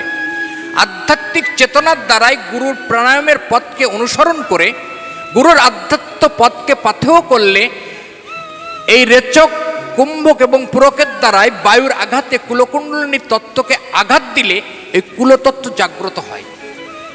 এই কুলতত্ত্ব জাগ্রত হলে দেহরূপ বৃন্দাবনে ভগবানের সঙ্গে জীবাত্মা শক্তির এক একত্রভূত, এক অভূতপূর্ব নিদর্শন লক্ষ্য করা যায়। ভগবান এই লীলারূপ মহারাজা পরীক্ষিতকে ঋষি সুখদেবজি শোনাচ্ছেন 7 দিন। প্রথম দিন মহারাজা পরীক্ষিতকে বললেন, তুমি আসনকে জয়ী লাভ করো, তুমি আসনে অবলম্বন করো। আসনকে অবলম্বন করলে, সুখা আসনে অবলম্বন করলে মেরুদণ্ড প্রলম্বিত হয়ে সমান্তরাল অবস্থা লাভ করে। সেই অবস্থায় যোগকে অবলম্বন করলে চন্দ্রপক্ষ নেত্র বেদ দ্বিগুণ করিয়া ভেদ চৌগুণ স্তম্ভনা, স্তম্ভনে হয় চাঁদের উদয়, জীবের যুবত্ব হয় না 16 অঙ্ক ধরিলে শ্বাস, 16 অঙ্ক পবন ধর স্তম্ভনে 64 অব্দি করে 32 বাইর দ্বারে চমৎকার রূপ মোহন হারে। চণ্ডীদাস পদাবলীর শেষ পৃষ্ঠায় চণ্ডীদাসের যে পদ, যা আমার গৌরাঙ্গ হরি শেষ দশায় অবলোকন করতেন রায় রামানন্দর মুখ দিয়ে, গোবিন্দের মুখ দিয়ে, সেখানে এই শ্লোকটি বর্ণনা করা আছে। এই শ্লোকটি চৈতন্য চরিতামৃতের ভিতরে বেশ কয়েক জায়গায় বর্ণনা করা আছে। চন্দ্রপক্ষ নেত্র বেদ দ্বিগুণ করিয়া করিবে ভেদ চৌগুণে স্তম্ভ নয়, স্তম্ভনে হয় চাঁদের উদয়, জীবের যুবত্ব হয় না 16 অঙ্ক ধরিলে শ্বাস, 16 অঙ্ক পবন ধর স্তম্ভনে 64 অব্দি করে 32 বাইর দ্বারে নমৎকার রূপ মোহন হারে। এই সরলীকরণ করলে এটাই দাঁড়ায়, চন্দ্রপক্ষ নেত্র বেদ, একে চন্দ্র, 2 পক্ষ, 3 নেত্র, 4 বেদ, 1 2 3 4। চন্দ্রপক্ষ নেত্র বেদ দ্বিগুণ করিয়া করিবে ভেদ। এই 4কে যদি 2 দিয়ে গুণ করা যায় তাহলে হয় 8। চৌগুণে স্তম্ভন হয়, 4কে 4 দিয়ে গুণ করলে হয় 16। স্তম্ভনে হয় চাঁদের উদয়, জীবের জীবত্ব হয় না 16 অঙ্ক ধরিলে শ্বাস, 16 অঙ্ক শ্বাস ধরে 32 বাইর দ্বারে 64 রূপে মোহন হারে। অর্থাৎ 16কে যদি 4 দিয়ে গুণ করা হয় তাহলে হয় 64, আর 64কে 2 দিয়ে ভাগ করলে হয় 32। আমরা যে সংখ্যা নাম জপ করতে করতে বায়ু পূরক করব, সেই সংখ্যা জপ করতে করতে 4 দিয়ে গুণ করলে কুম্ভকে হবে 64, আর 64কে 2 দিয়ে ভাগ করলে সেটা হবে 2, 32 হয় রেচক। এর উপরে ভিত্তি করে গৌরাঙ্গ মহাপ্রভু আমার 16 নাম 32 অক্ষরের বিচার করলেন। হরে কৃষ্ণ কৃষ্ণ কৃষ্ণ হরে হরে, হরে রাম রাম রাম হরে হরে। অর্থাৎ যে সংখ্যা জপ করতে করতে, 16 সংখ্যা জপ করতে করতে নামের পুরক, 64 সংখ্যা জপ করতে করতে কুম্ভক, এবং 32 সংখ্যা জপ করতে করতে যদি রেচক করা যায়, যে মালায় আমরা যে জপটা নিয়েছি সেটা দেহমালায় নিয়ে আসতে হয়। এই যে 108টা মালা আমরা জপ করি, এই মালা গুরুদেব প্রথম আমাদেরকে দিয়ে দিয়েছেন। এই মালা বাহ্যিক মালা, এই বাহ্যিক মালা জপ করতে করতে আভ্যন্তরীণ মালায় প্রবেশ করা উচিত। আভ্যন্তরীণ মালাটা কি? চতুর্দাল পদ্ম মূলাধার চক্রে 4টি বীজের অবস্থান, ষড়দাল পদ্ম স্বাধিষ্ঠান পদ্মে 6টি বীজের অবস্থান, মণিপুর চক্র দ্বাদশতাল পদ্মে 10টি বীজের অবস্থান, হৃদয়দের দ্বাদশদাল পদ্মে 12খানা বীজের অবস্থান, কণ্ঠমূল 16 দাল পদ্মে এখানে 16খানা বীজের অবস্থান। এই 16, 12, 10, 6 আর 4 এই হয় 48, আর দ্বিদাল পদ্মে হয় 2, এই হয় 50। একবার অনুলোম আর একবার বিলোম, 50 দুগুণে 100। আর 5টা চক্রে আছে 5টা বীজ, হং বীজ, জং বীজ, রং বীজ, বং বীজ, লং বীজ, এই 5টা বীজ আর ওং 3, 5 আর 3 8, এই 8টা মালা দেহে চক্রকে অনুসরণ করতে করতে যদি জপ করা যায় তাহলে আধ্যাত্ম সাধন পথ স্বয়ং সম্পূর্ণ হয়। যাই হোক, আজ এই পর্যন্ত আমরা বিশ্রামে রেখে জয় জয় নিতাই গৌর প্রেমানন্দে সকলে একবার হরি হরি হরি বল। আপনাদের কাছে একটি ছোট্ট অনুরোধ, এই ধরনের আরও ভিডিও দেখতে চ্যানেলটিকে এখনই সাবস্ক্রাইব করুন।